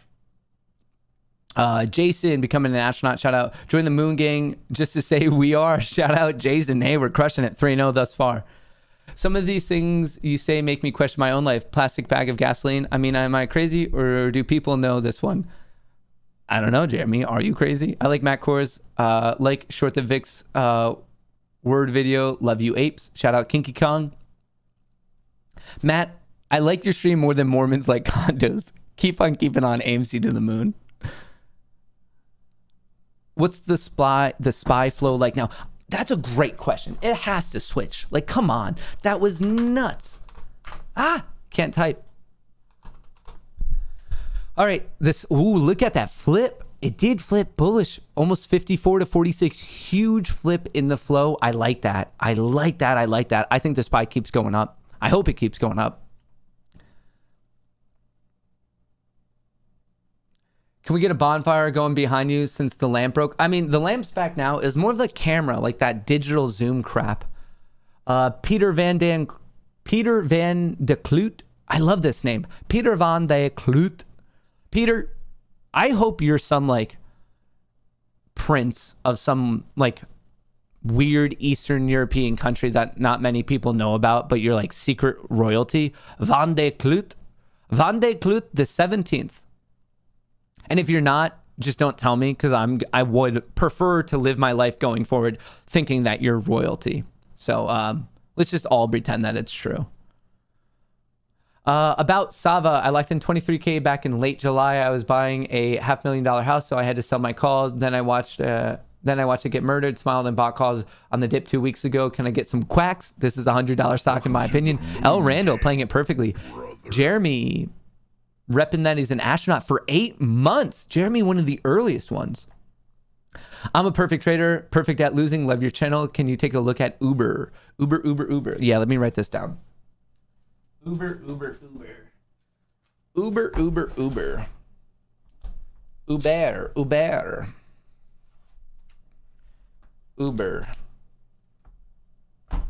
Uber? I barely even know her. If I were to make a wedge on ATER, how would I do it? How would I do it?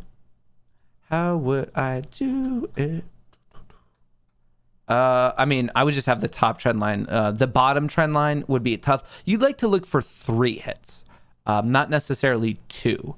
And right now, you're just kind of guessing on the current line. So I wouldn't have the wedge yet, unless you're looking at pre-market, which I'm not the biggest fan of. But I would have this top trend line. So I'd be looking for ATER to break above 1520. Bradley Owens becoming an astronaut. F yeah, science. What's going on, Gina? Hey, Matt, can you whisper sweet nothings to Chair and maybe slap her around a bit? Also, I'm tripling down on clove puts like a real gambler. Shout out Wolfcraft. Gary Kohrs. Matt, much love and respect. Thank you for the endless hours and dedication to this movement. Internally grateful for your energy and relationship advice. Shout out Gary. Thanks, Matt. Really needed that today. Shout out Zach. You're going to crush it, man. Just keep stepping forward. I was asked by a friend if I had a choice to meet either Matt Kohrs or Taylor Swift, which one would I choose? And I could not come up with the answer. Thank you. Yvette, you'd probably want to go with it. It's not, I don't know. The whole like meeting thing and having a following and people be like, hey, Kohrs, like people see me on the street. I think it's so much fun because for me, folks, like if you meet me in real life, like if this happens, like if somehow the stars align and we end up being in the same place at the same time, folks, I'm just so as normal as they come. Like I think you'd be like, oh wait, that's just like a normal dude. Like I don't know. My neighbor, the other day I was coming back from Aldi buying some frozen pizza and some girl, and I feel weird about it because I was on the phone when I was like arguing with a Twitter rep. So I was on the phone and like I hate when I can't engage with a person that recognizes me on the street because I have so few, so it feels like weird and off-putting to not be able to talk to them. So she's like, hey, I know you from your stream. And I was like, I'm talking to this Twitter person. And I was like, oh, shoot. And so I was like, oh, like crap. Like, and fortunately, the other day I was walking back from Aldi again and I saw her coming out of her apartment with her awesome looking dog. And I was with my completely real girlfriend and I looked into her apartment and I recognized her. I was like, oh, hey, like, how's your dog doing and everything? And my girlfriend, she's like, who are you talking to? And I'm just shouting to this girl in the apartment solely because I recognized her from recognizing me a couple weeks ago. It was really weird to explain to my girlfriend of like why I just randomly knew this girl in Philly. And I was just like, oh, how's the dog? But I don't know. You can't win them all. You cannot win them all. And her dog, if anyone's curious, her dog was doing well.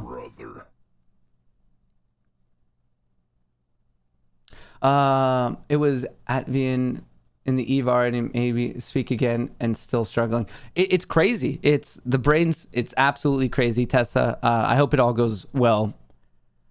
Corey becoming a space ape. Shout out. Andrew, Fudd, Swatter, Foster. Sup, Matt. Thanks for all you do.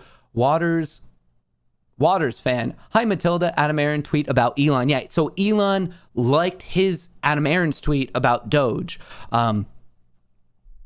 Interesting. I mean, hey, one step closer to Elon publicly supporting AMC, and you never know what happens after that. Watch every day. I've learned so much, and I'm so excited that this is just the beginning of this journey for me and all the apes out there. Yeah, folks. I mean, right now, AMC and GME, they're the hot topic, obviously. But now, recently, there's become other hot topics. SPRT, ATER, crypto. What's going on? I am not beholden to AMC and GME. I'm looking to make money. I'm looking to make good, positive change for us and future generations through the mouthpiece and the microphone of AMC and GME. But folks, like right here, you could make money on SPY. You could make money on VIX. The name of the game is for you to make money and develop a skill set, and maybe like we can have an awesome community and some jokes and entertainment along the way. This is just whatever's going on. Like, I mean, what? I spent 15, 20 minutes just talking about the overall market this morning. It's important stuff like this. I'm not going to just sit here and exclusively talk about one or two stocks. Like it would cause me to go crazy. It would cause all of you to go crazy. And more important than all of us going crazy, we would miss out on money-making opportunities.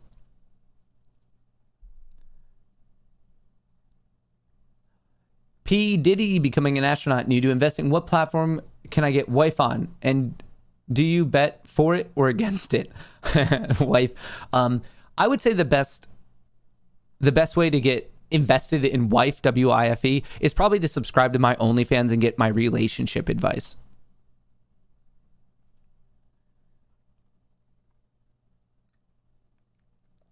Shout out Derek Norton.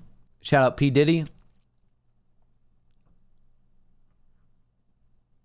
You should have told your completely real girlfriend to calm down and that staring in a random girl's apartment is 100% normal and acceptable behavior.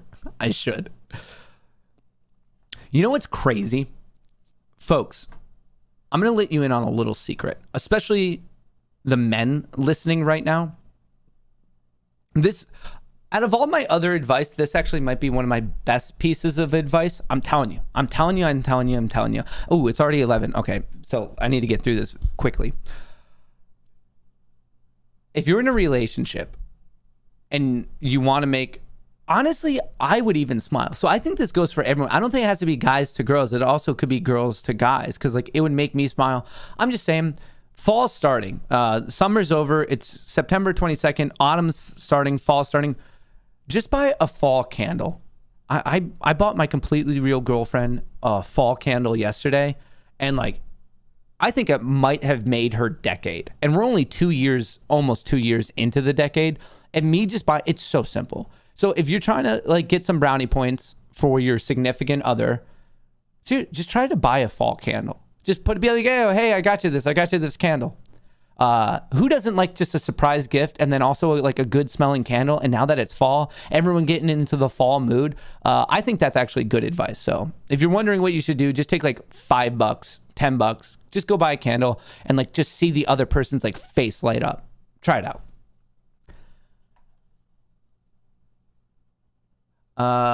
Flow on the favorites, please. ATER, BBIG.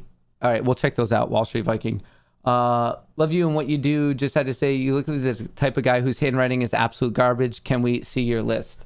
Yeah, it is absolute garbage. Is this like, it's complete garbage.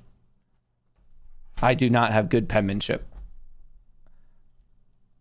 Hey, Matt, I sent you a DM on Instagram the other day. Ryan, I'll try to check that out. I just rarely check Instagram. I'm not the biggest Instagrammer. I like to imagine that if we met, you're a totally normal dude who's hiding an absolute Disney-style dump truck under this limited camera. Yeah, that's true. I'm a huge ass. I'm enjoying the positive Ted Lasso vibes in here today. I love Ted Lasso. I'm so happy that it won like every Emmy possible. That's not true, but it essentially did.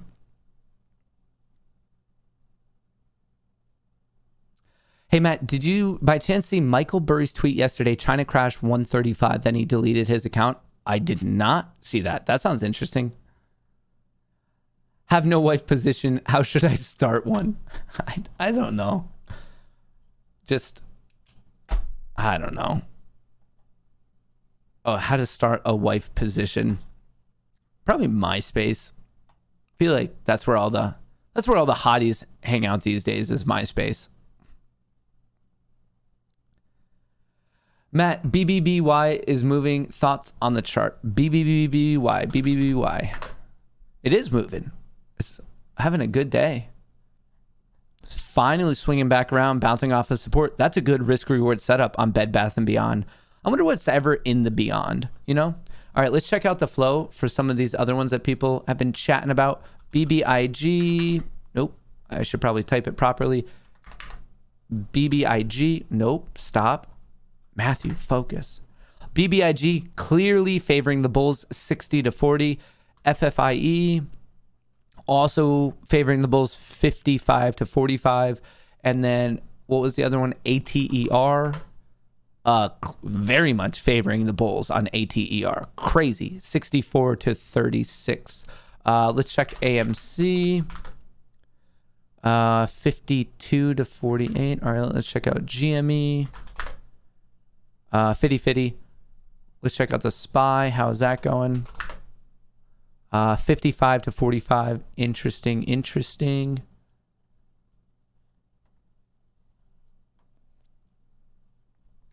Matt Kohrs, not a financial advisor, but a love advisor. You see the article recently saying AMC run-up since end of May is one giant bull pennant. I don't know if it's enough touch points. Opinion from May 1st. May. Oh, so just the lower highs, the higher lows. It technically could, like, 2 touches. I would like it. I feel it's stronger with 3 touches, but I don't know. I was watching this bullish pennant that unfortunately broke to the downside. Now we're building back up. We're seeing if this is a fake out breakdown, like just the ultimate bear trap right here where we're at. The question is, on AMC, the last 3 days, is this the bull trap of the decade? Or excuse me, the bear trap of the decade?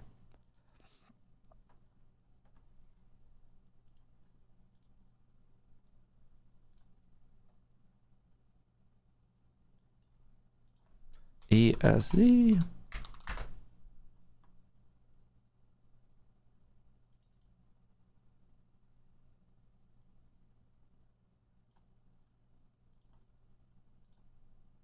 Where are we at? What's the market doing? It's getting a little bit quiet right now. A little bit quiet. What else do we have? Finwick Candles is my totally real girlfriend's candle company. If you want to buy from Apes, we make them all in-house and sell on Etsy. That's awesome, Doug. Okay, so if you're trying to like follow through on my candle suggestion, I love supporting small businesses, especially run by Apes. Once again, it is Finwick Candles, Finnwick Candles. And it's on Etsy, Finwick, Finnwick. Love supporting some small business, especially when they're run by Apes. I have a couple of shares left in Wife. I found this stock called Lover. Best thing ever. All right. Been here since Jan Feb. My other account was banned by Rico. Been here with you every day since. You have made me tremendous progress as a speaker and presenter. Keeping it real, brother. You my BFF. 8-Man Dan. Shout out. Rico. We've had some high highs and some low lows with that guy. And you gotta love every second of it. What am I doing? All right. What else do we have? I'm just seeing if there's any hot news we should go over before.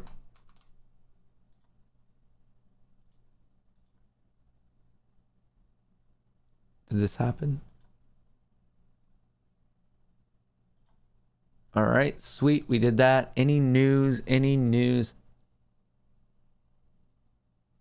Matt, my wife is a wedding photographer and works at Aldi and is smoking hot, and I'm convinced you're my wife's boyfriend. Might be. It happens. It happens to some of the best of us. Can you explain a bear trap? Yeah. So what a bear trap would be is they saw the breakdown from this trend line and they're like, oh, it's a breakdown. It's switching direction. So they ended up shorting it over the past 2 days, 3 days in here, but it's a fake out breakdown, and it ends up coming back up, trapping all of the bears that got in on this technical breakdown. So that would be a bear trap. So I'm just wondering if this is the bear trap of the century, because they're like, oh, it's done. Like, it had this run, but let's short it, especially on the breakdown. But I wonder if we start ramping back up and they're all just going to get trapped.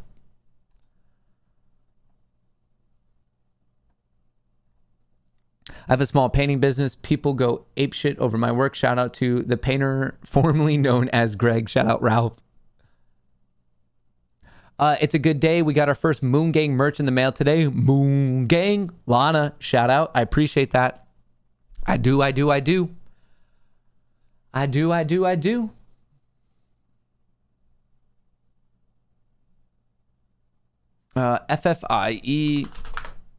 FFIE, I mean, it's showing some strength. Like, we're just seeing if it can hold above 11. You want it to hold and close above 11 and keep pushing up. From there, I'd watch 1160 and then probably 1260. It's looking strong. I have no FFIE position, but I do like the chart. It's a little bit chasey off of 950, but that's not too crazy.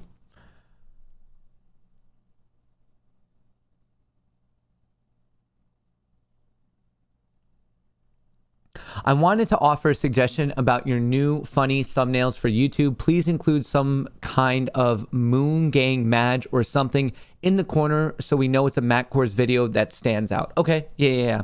And I just wanted to say before I wrap up the morning stream, just so you know, and like I my explanation for it was a little bit earlier on, but basically, I don't know, YouTube's doing a YouTube thing. So just for my update video, so as of now, and this is very much a fluid situation as I'm talking with YouTube support, live streams will be on the Matt Kohrs channel and the update videos will go to Kohrs Lite. It's currently pinned to the top of chat.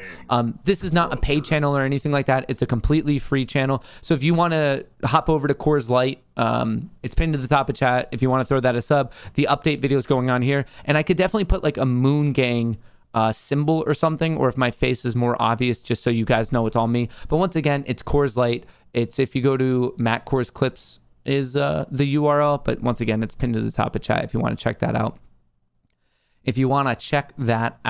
Overall, AMC is looking very good. It's at 40. GME is at 192. Watch 195, then 200. Don't forget to sign up for public. Get off of payment for order flow. Get away from market makers. Avoid dark pools.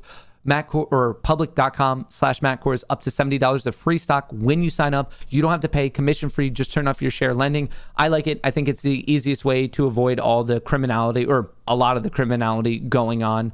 Voyager, I would use this to buy the crypto dip. I think I have that over here. Yep. Both Public and Voyager are apps you download to your phone. They're not web apps.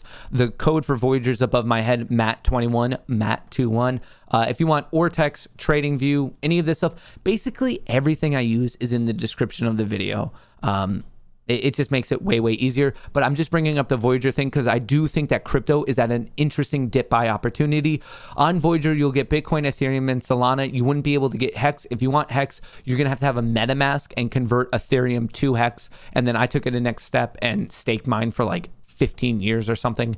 But Hex, it's a little bit harder to track down, which also means that it's not. That's why it doesn't react as extreme when other things sell off, because people have to go through these steps to do all the conversion. So they're like, I'll just let it sit, and it doesn't seem to get hit as bad.